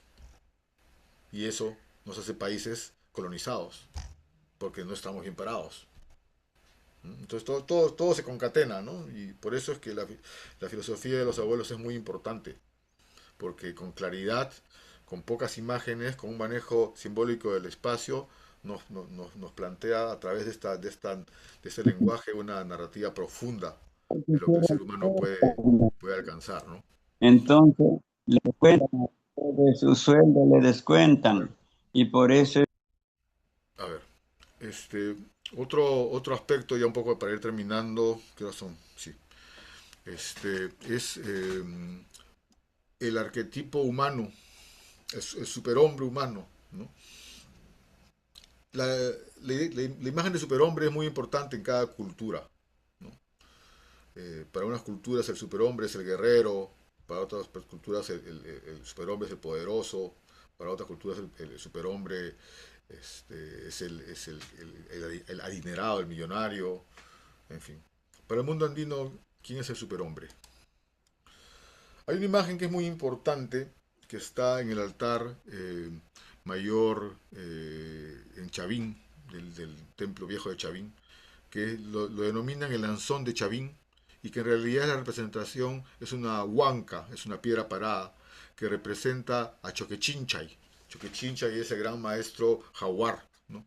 Y lo representa en una actitud con un brazo, el brazo derecho está hacia arriba y hacia atrás, con la palma hacia afuera, y el brazo izquierdo está hacia el costado, hacia adentro y hacia abajo, están en posición opuesta. Está integrando los mundos de arriba y de abajo, ¿no? Tiene además su penacho es una serpiente formada por 3 cabezas, que representa los 3 mundos, es la serpiente de la conciencia que emerge de su cabeza, ¿no? Y en su rostro vamos a encontrar un murciélago que entra por su nariz. El murciélago es eh, el animal que poliniza al cactus, a la flor del cactus de San Pedro. Entonces entra para que se abra el mundo interior a través del uso de la huachuma, ¿no? De la planta sagrada, ¿no? Y el personaje está llorando, ¿no? Y también de su frente salen estrellas que se convierten en las alas del murciélago, ¿no? Y el personaje mira para arriba también, ¿no? Esta descripción la podemos asociar a este ceramio y esta cabeza clave, en los cuales vemos como un homón, un apéndice sale del centro de su cabeza hacia lo alto, ¿no? Es la conciencia que se va a despertar y que tiene que ver con el uso de plantas sagradas. Yo considero, por mi experiencia, que que quienes quieran entrar a un entendimiento mayor eh, de la sabiduría, de la conciencia andina, tienen que practicar algunas ceremonias con plantas sagradas. O sea, es importante conocer la huachuma, es importante conocer la ayahuasca, es importante conocer la huilca, es importante conocer la coquita, en fin. Todas estas plantitas y otras más son necesarias. ¿Por qué? Porque la conciencia no solamente es un tema de razón, la conciencia es un tema químico también. Entonces, si no entramos a ciertas frecuencias de entendimiento, de vibración, no vamos a poder ver ni entender muchas cosas. Los abuelos, o sea, nosotros hemos tenido que entrar de alguna u otra manera para algunos ciertos entendimientos de la realidad. Porque si no, no podemos saber por qué ellos hacen estas cosas. Si, o sea, si no entramos al mundo mágico mítico, ¿cómo vamos a entender el mundo mágico mítico desde la razón? No se puede, pues. Por eso es que los investigadores no se quedan en la descripción, el arqueólogo se queda en la descripción, porque no entra. Hay que entrar, es parte de la investigación, al menos desde mi experiencia y como una opinión muy personal también. Creo que es importante eh, para poder ingresar al gran templo finalmente, ¿no? Para poder llegar al fondo del universo, al adentro del universo donde están justamente los grandes maestros, ¿no? Um, el símbolo al cual se asocia esta huanca, ese símbolo del Chaupín, justamente donde viene la palabra Chavín o Taipi, que significa el centro del centro y que está representado en el círculo concéntrico. Este círculo concéntrico, por su forma, está asociado a la gota de lluvia que cae, por su forma está asociado a la semilla de la huilca, por su forma está asociado a las estrellas, por su forma está asociado a las manchas de la piel de los jaguares y de las serpientes. Entonces, esto es muy importante porque todo esto que hemos descrito está en las diferentes manifestaciones artísticas, ¿no? Y hacen parte de una escuela milenaria muy, muy potente, ¿no? El templo de Chavín no es el único, el templo de Chavín es parte de una serie, no sé, calculo por lo menos hay, al momento deben haber un promedio de unos 15 templos chavines, por lo menos, ¿no? Y sé que hay muchos más, pero al menos de los conocidos, ¿no? ¿Por qué? Porque son parte de una época, una etapa muy, muy poderosa, que es cuando se irradia justamente el culto de los maestros jaguar, ¿no? Y que también está presente allá en el Ecuador, ¿no? Y para eso, pues el uso de las plantas maestras, como estábamos mencionando, es parte y es un portal realmente muy, muy interesante, muy profundo, muy sentido, muy real en esa realidad de esta otra dimensión que es la dimensión que está adentro, ¿no? Y que justamente eh, para aceptarla tenemos que aceptar de que no existe, o sea, tenemos que salir del uno, pues tenemos que salir de pensar de que solamente existe una realidad y es la que está aquí afuera. No, existen realidades adentro, varias, Cada planta te lleva a una realidad diferente, por ejemplo. Cada espacio, cada huaca te lleva a un espacio diferente. O sea, el manejo de del mundo interior, de los mundos interiores, ha sido y es muy importante, ¿no? Puedo hablar de muchas imágenes, pero hablaré de esta que está aquí. El jaguar con su piel de chaupines, con dos cactus de San Pedro, como si fueran sus dos cetros de serpiente de Huiracocha, mirando al cielo donde está la escalera y la espiral. O sea, por eso es importante ir armando este sistema de códigos para que podamos tener las lecturas como esta otra aquí también, ¿no? Esta cabeza clava del maestro jaguar, de cuyos ojos salen dos este, cactus de San Pedro, como si fueran las serpientes que integran a los mundos de arriba, hacia los mundos de arriba, ¿no? ¿Por qué? Porque las formas alargadas están asociadas a las formas de las serpientes, ¿no?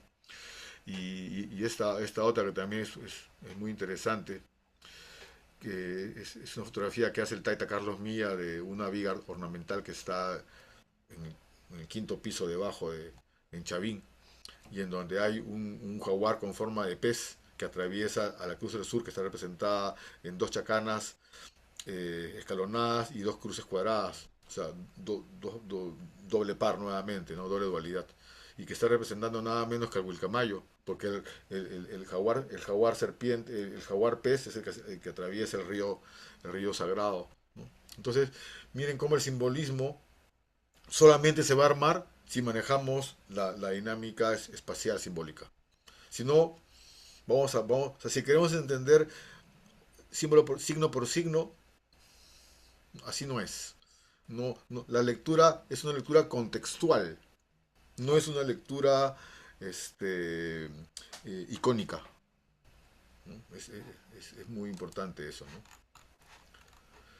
Y bueno, ya para ir cerrando, solamente comentar que los abuelos desarrollaron una geometría muy interesante, una geometría simbólica, justamente en la cual reconocieron que el universo estaba ordenado a través de los polígonos, como lo vemos aquí en esta imagen parcial, donde está el personaje enmarcado en un cuadrado, el personaje de esta estela de Chavín, que es el maestro de los cetros, justamente mirando hacia lo alto y donde toda su estructura se amarra a través de los polígonos, y también hay chacanas, yo he puesto solamente aquí el de los polígonos, y también cómo es que toda la estela está ordenada en la dinámica de Φ más 1, que es Φ al cuadrado. O sea, los abuelos tenían una claridad con respecto a la importancia de la geometría en la armonía cósmica, ¿no? Entonces, por eso es que la gran imagen del gran maestro Huiracocha, lo que está sosteniendo es Φ al cuadrado.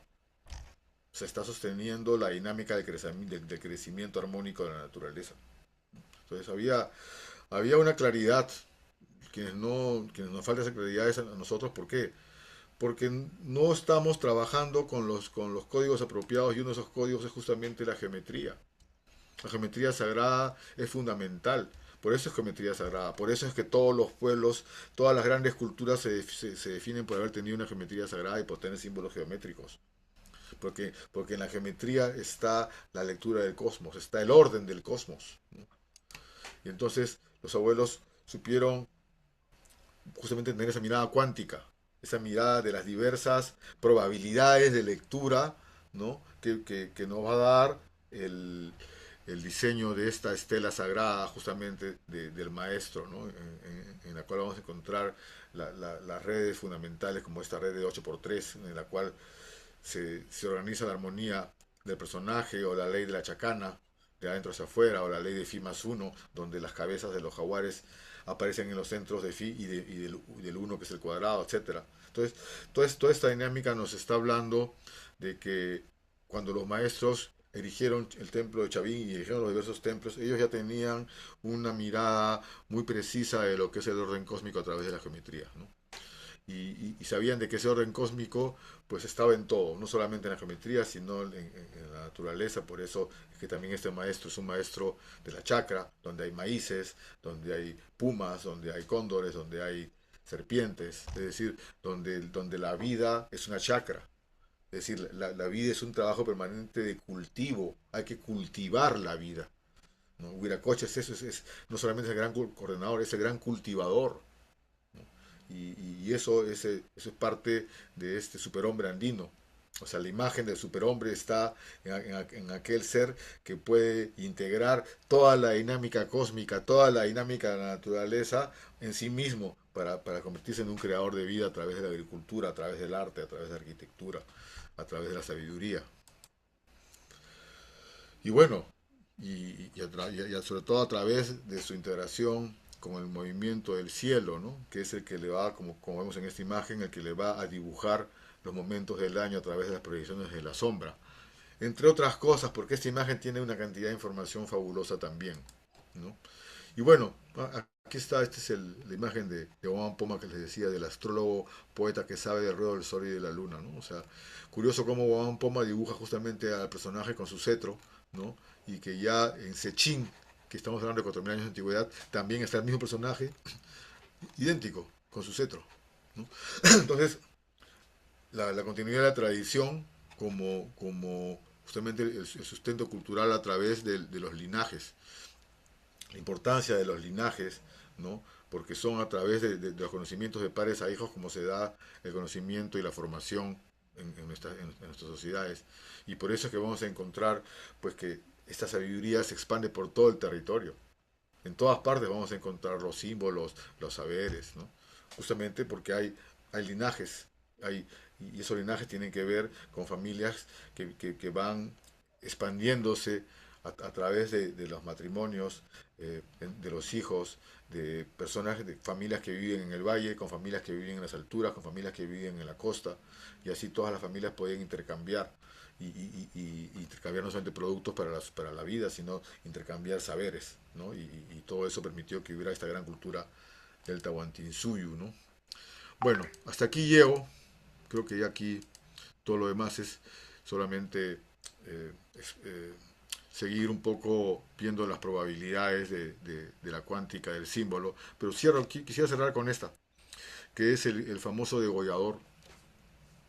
El degollador es una imagen muy importante que representa justamente cómo Ayapaec es el que corta con su tumi sagrado, corta la cabeza. ¿De quién corta la cabeza? Corta la cabeza de quienes han roto el orden, pues obviamente. O sea, es como, por hacer una analogía muy burda, es como que Dios te castiga, por así decirlo. Pero también es quien limpia, porque es el que permite que haya profilaxis social. Es el que hace que no hayan políticos corruptos. O sea, deberían haber ayapaex ahora en estos tiempos realmente. Pero bueno, el hecho concreto es de que es un limpiador de la sociedad, ¿no? Y se le llama el ñeque también, ya en otras épocas, ¿no? Y que tiene que ver con esta representación que en realidad es una representación de la ofrenda del yo. Es una representación en la cual si vas a servir al cosmos no puedes servirte a ti, tienes que servir al cosmos. Entonces, esto es muy importante, porque si no, el cosmos te corta la cabeza, porque Huiracocha es el cosmos. Entonces, si tú no cumples, lo que tú estás haciendo mal se va a ir al tacho, te va a cortar la cabeza, ¿no? Es un poco por llevarlo a términos muy simples, ¿no? Pero obviamente tiene otras trascendencias, como cuando lo vemos al personaje con su cabeza en la mano bailando. ¿Por qué? Porque uno ofrenda su cabeza. O sea, ofrendas tu ego, ofrendas tu yo a la vida, para que la vida pueda entrar en ti, para que te puedas convertir en la vida, ¿no? Esa es un poco la idea, ¿no? Y es lo que va a permitir que entremos en esta dinámica entre justamente el orden de la razón y la naturaleza de la intuición y la concepción de los mundos, cómo vamos ingresando a los mundos a través justamente tanto de la conciencia como de la emoción, como del sentimiento, ¿no? Entonces, la apertura de los mundos es muy importante, ¿no? Y bueno, ya solamente cierro con esta imagen que es el maestro, uno de los maestros jaguares, que lleva en su frente al símbolo de la escalera y la espiral como gran ordenador cósmico. Bueno, hasta aquí llegamos. Este, a ver, abro el espacio para poder conversar, comentar sobre lo que hemos tratado. Gracias. Muy bien, muchas gracias, Adir. Bien, una interesante, importante explicaciones, así que a ver si tenemos preguntas, comentarios, aportes, críticas también, si quieren, todo podemos hacer es compartirse. No sé si alguien se anima a aportar, a preguntar algo que sería necesario.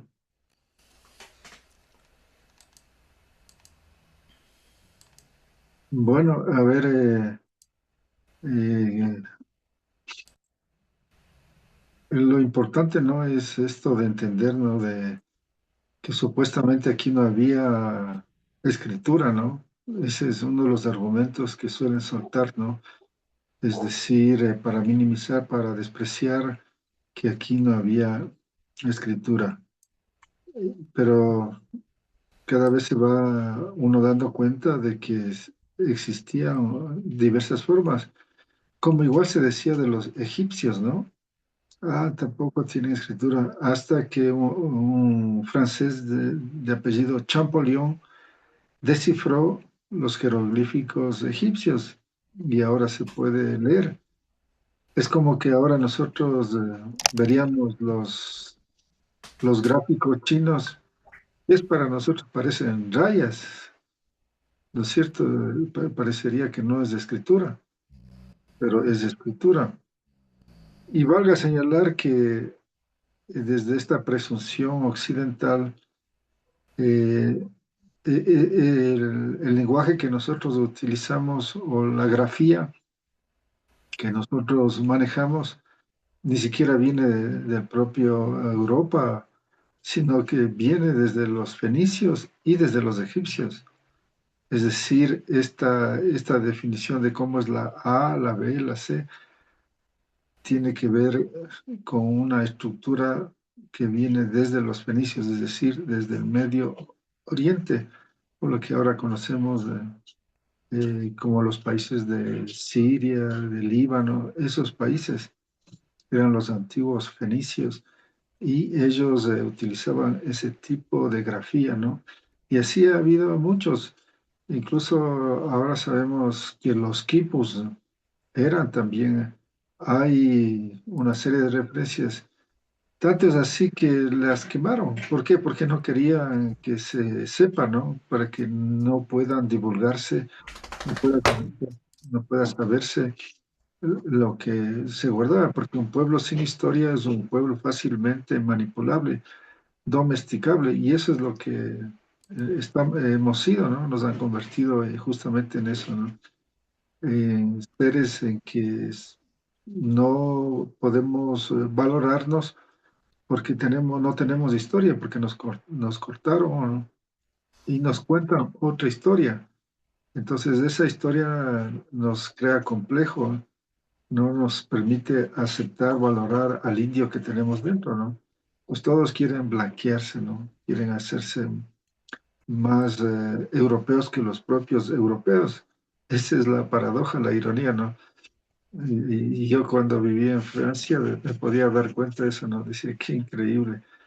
El latinoamericano pretende ser más español que los propios españoles. Eso era algo así muy increíble, ¿no? Como bueno, como ahora, en cambio, vemos europeos que vienen acá, ¿no? Y se visten y utilizan una serie de parafernalias que más para mí es un reconocimiento, una valoración, un aprecio a nuestras tradiciones. Es gente que, digamos, con humildad, que reconoce, que valora nuestros conocimientos, ¿no? Y eso es importante, de que ya hay gente europea que ha salido de todo ese racionalismo, que no es lo mismo que racionalidad. Una cosa es el racionalismo y otra cosa es la racionalidad, que lo mismo, no es lo mismo dualidad que dualismo, ¿no? Esos son dos conceptos filosóficos diferentes. Entonces, en este sentido, pues hay ese reconocimiento, esa apreciación hacia nuestros saberes milenarios, ¿no? Cada vez hay más reconocimiento, valoración en Europa. Yo que he podido vivir allá, pues he visto, ¿no? Como hay un respeto, una admiración, ¿no? En el caso desde Francia hacia arriba, hay otra percepción, ¿no? De lo que fueron los mundos precolombinos, ¿no? Solo en España, nomás, y en Portugal, por intereses, obviamente, hay estas visiones racistas y todo esto, ¿no? Pero eso es solamente pasa, repito, en España y en Portugal, ¿no? Pero de ahí de Francia para hacia arriba, pude constatar que hay toda una admiración, incluso, es decir, se cuenta otra historia, tienen otra visión que se presenta y esto, por lo tanto, nos da otra perspectiva, otra dimensión de que tiene que ver simplemente con manejos de la historia. Entonces, como nosotros no aprendemos la historia que podríamos llamar la historia desde nuestras propias voces, es que no tenemos orgullo, no tenemos valoración, no tenemos aprecio. Entonces, de ahí la importancia de conocer todos estos simbolismos, estas categorías, estos valores, estos principios que, que son, que son altos conocimientos, ¿no? Alta ciencia y que ahora emerge y está tomando fuerza, está convirtiéndose en guía, en luz, después de haber sido convertidos en salvajismo, en primitivismo, en toda una serie de variantes, pues ahora el mundo mismo occidental lo comienza a apreciar.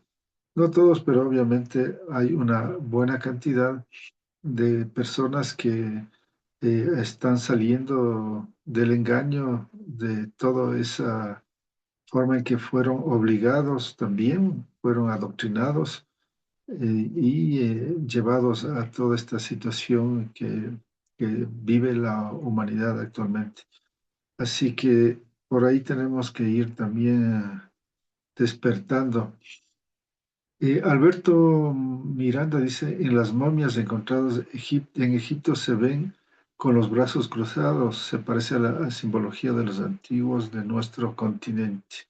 Adelante, Sadir.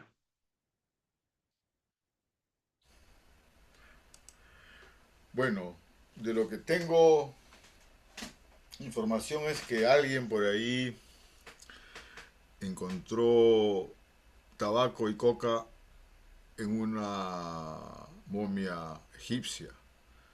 También he visto fotografías de muros, entre comillas, de muros incas, almohadillados, en las bases de la pirámide de Egipto. Y también tienen personajes con cráneos alargados. Y también están dentro de un alineamiento planetario, no recuerdo si es con Tiahuanaco o con Nazca, pero alguna vez recuerdo haber hecho esa observación en el satélite y efectivamente pasa por varias pirámides. O sea que, en pocas palabras, sí existen elementos eh, probatorios de que hubo un vínculo entre estas dos civilizaciones, de alguna manera, no sé en qué momento, pero algo, eh, algo ha habido, sobre todo en lo que viene a ser este conjunto de pirámides que encontramos alrededor del mundo, en casi todas las sociedades de cierta época, y que de una u otra manera se nos habla pues de que en otros tiempos pues la humanidad ha estado conectada también, no es la única evidencia, hay otras evidencias también, ¿no? Pero bueno, eso, eso es lo que podría comentar, ¿no? Después, sí, habían brazos cruzados también, pero no sé si tenían la misma connotación. Bueno, ahí no puedo decir nada porque tendría que ver los contextos para poder ver si el simbolismo tiene, qué grado de coincidencia tiene, ¿no? Eso sería mi comentario. A propósito de Egipto y de lo que estamos hablando, podría añadir que cuando se habla de los orígenes de la filosofía, se suele hacer referencia a que es griega. Eso es lo que popularmente se dice, pero el propio Platón, que es uno de los filósofos griegos, él dice que se formó en Egipto.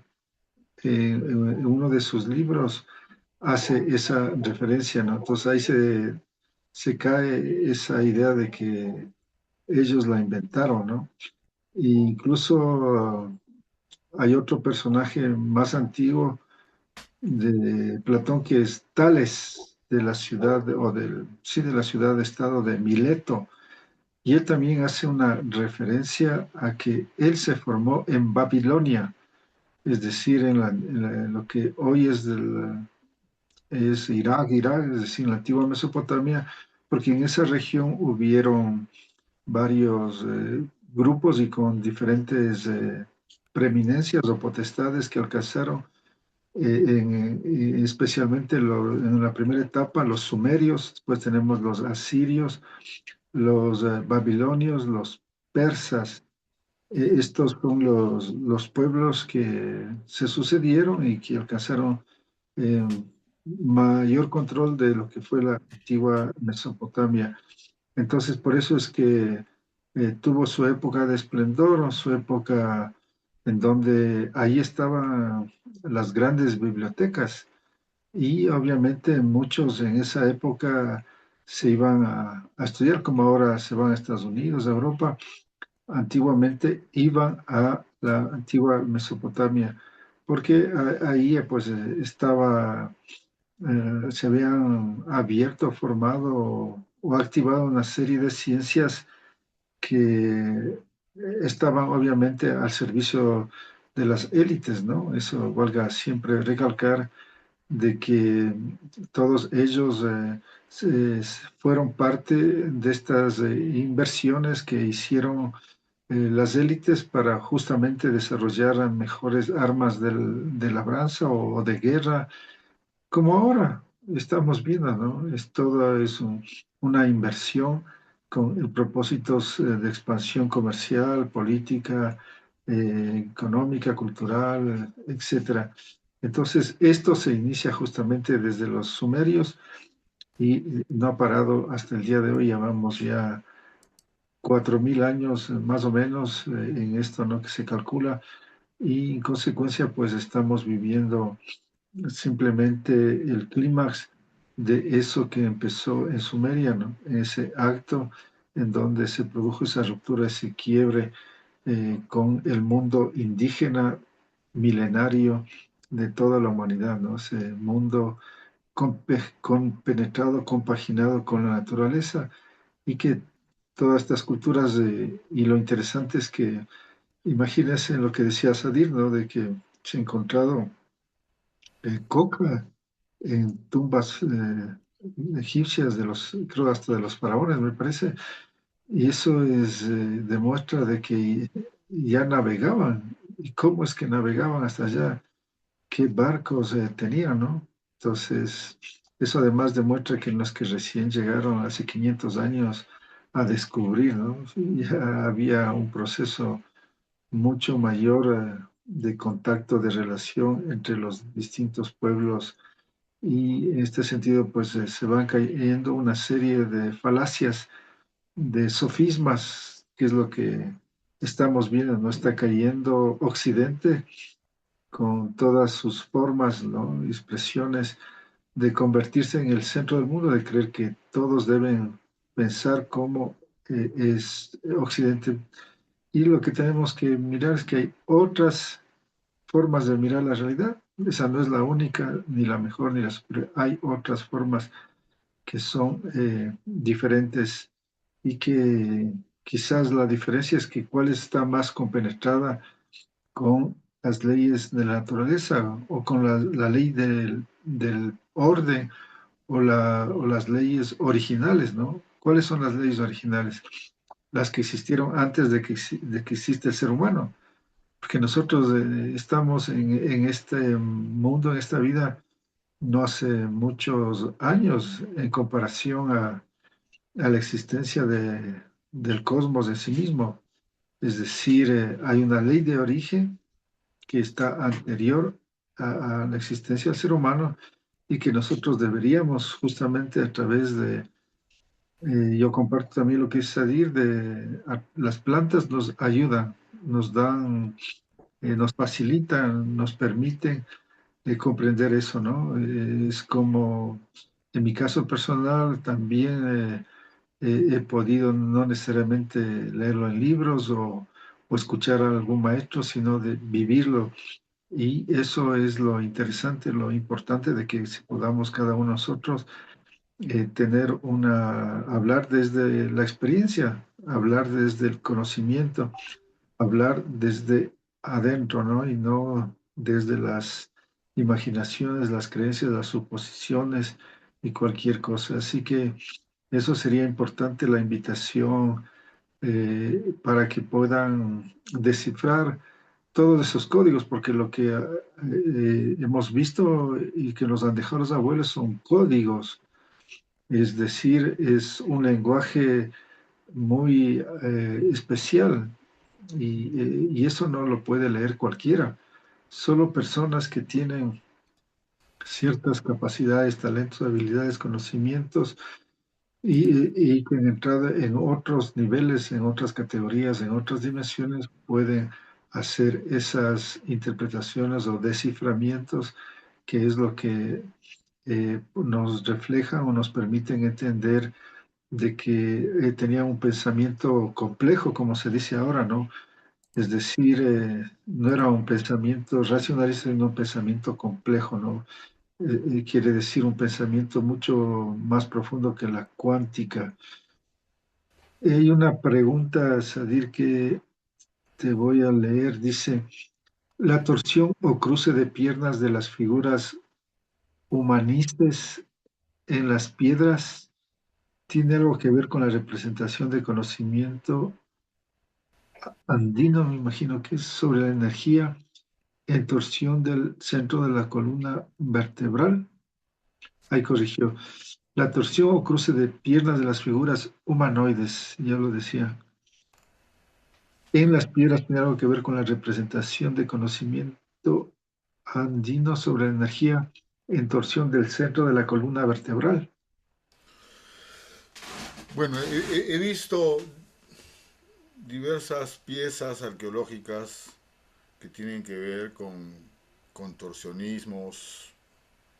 Yo me imagino de que obviamente un pueblo tan observador pues ha también encontrado en el movimiento del cuerpo físico códigos, ¿no? No puedo hablar mucho porque no tengo en realidad mayor información, no es un tema que haya llegado mucho a mí y además en las prácticas espirituales andinas no hay una observación de las posiciones como la hay en el caso de los hindúes, por ejemplo, ¿no?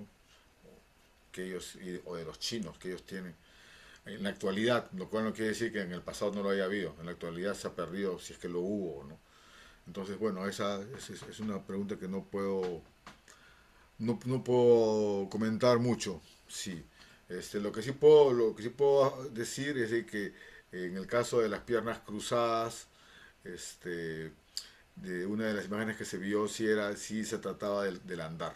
Ya era explícitamente cruzar las piernas para caminar, ¿no? O sea, eso.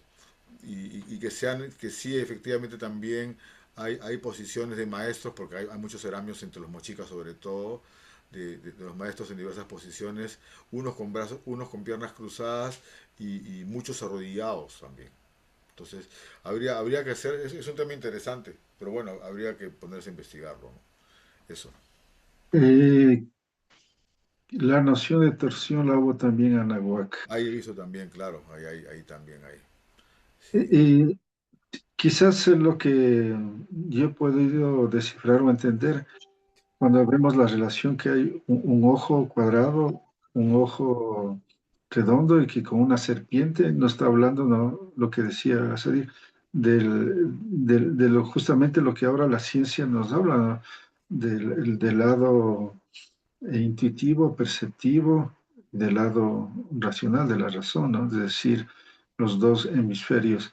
Entonces estamos viendo ahí que está una representación justamente de cómo es la forma en la cual se manifiesta la intuición a través de una serpiente. Y en este sentido, lo que nos está diciendo, nos está hablando de las piernas, ¿no? Y de todo el cuerpo, pero no puede, la representación se puede hacer solo en las piernas, ¿no?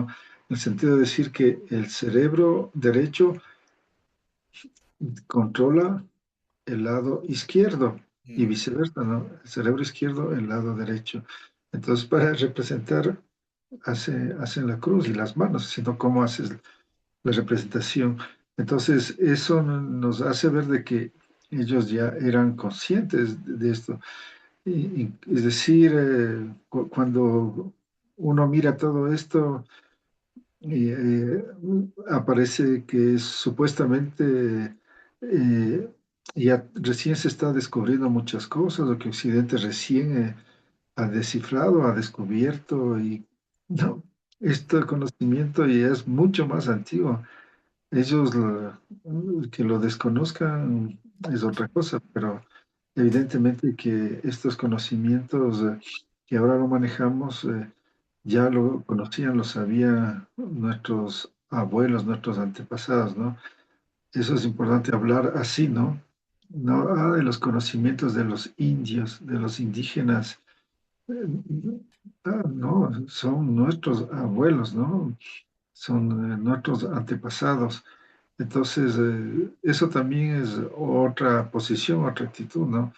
De hablar desde el nosotros y sentirnos parte, identificarnos y sentir que estamos tejiendo, continuando ese proceso. Bien, entonces, muchas gracias, Sadir. Gracias a todos ustedes. A ver, aquí hay, antes de terminar, dice... Pregunta, ¿existe evidencia arqueológica, lingüística o etnohistórica que sustente la hipótesis de una posible influencia de culturas del subcontinente indio en las sociedades prehispánicas de América, o se trata de paralelismos culturales independientes desarrollados de manera autónoma? Sí, no, no creo que se haya dado algo sistémico. No hay evidencia de eso. En todo caso, sí hay evidencias de conexiones, de que ha pasado por aquí la civilización china. Hay algunos entre términos y también algunos restos morfológicos, ¿no? Hay algunos restos de los griegos, en unos dibujos de algunas letras, pero yo me imagino que han sido marinos que se han perdido, o sea, no es algo sistémico que entiendo que se haya dado. La cultura andina en ese sentido, por lo menos de los últimos 5.000 años que tenemos y conciencia, porque se ha investigado y todo eso, no ha habido una influencia hasta la época de la colonia, ¿no? Entonces, y antes, dudoso, bueno, antes puede ser, pero no hay pues, porque todo empieza en el momento en que se empieza justamente a desarrollar el maíz. Somos sociedades del maíz, en donde hace 10.000 años se empieza con ese proceso, ¿no? Que es lo que se encuentra aquí de antigüedad, y posiblemente haya más, de hecho. Pero es ahí cuando se da el sedentarismo con el maíz, ¿no? Entonces, creo yo de que somos una cultura del maíz, a diferencia de otras culturas, porque son las culturas del trigo, la cultura del arroz. Cada pueblo tiene sus semillas, y ahí está, creo yo, una diferenciación fundamental. Sí, eso sería mi comentario. Muy bien, excelente. Muchas gracias a todos. Les despedimos con un fuerte abrazo. Que tengan una linda noche y nos vemos en la próxima semana con las últimas sesiones de este módulo. Muchas gracias. Un abrazo nuevamente. Chao, chao. Gracias, Gracias gracias a a todos, buenas todos, una noches. buena noche.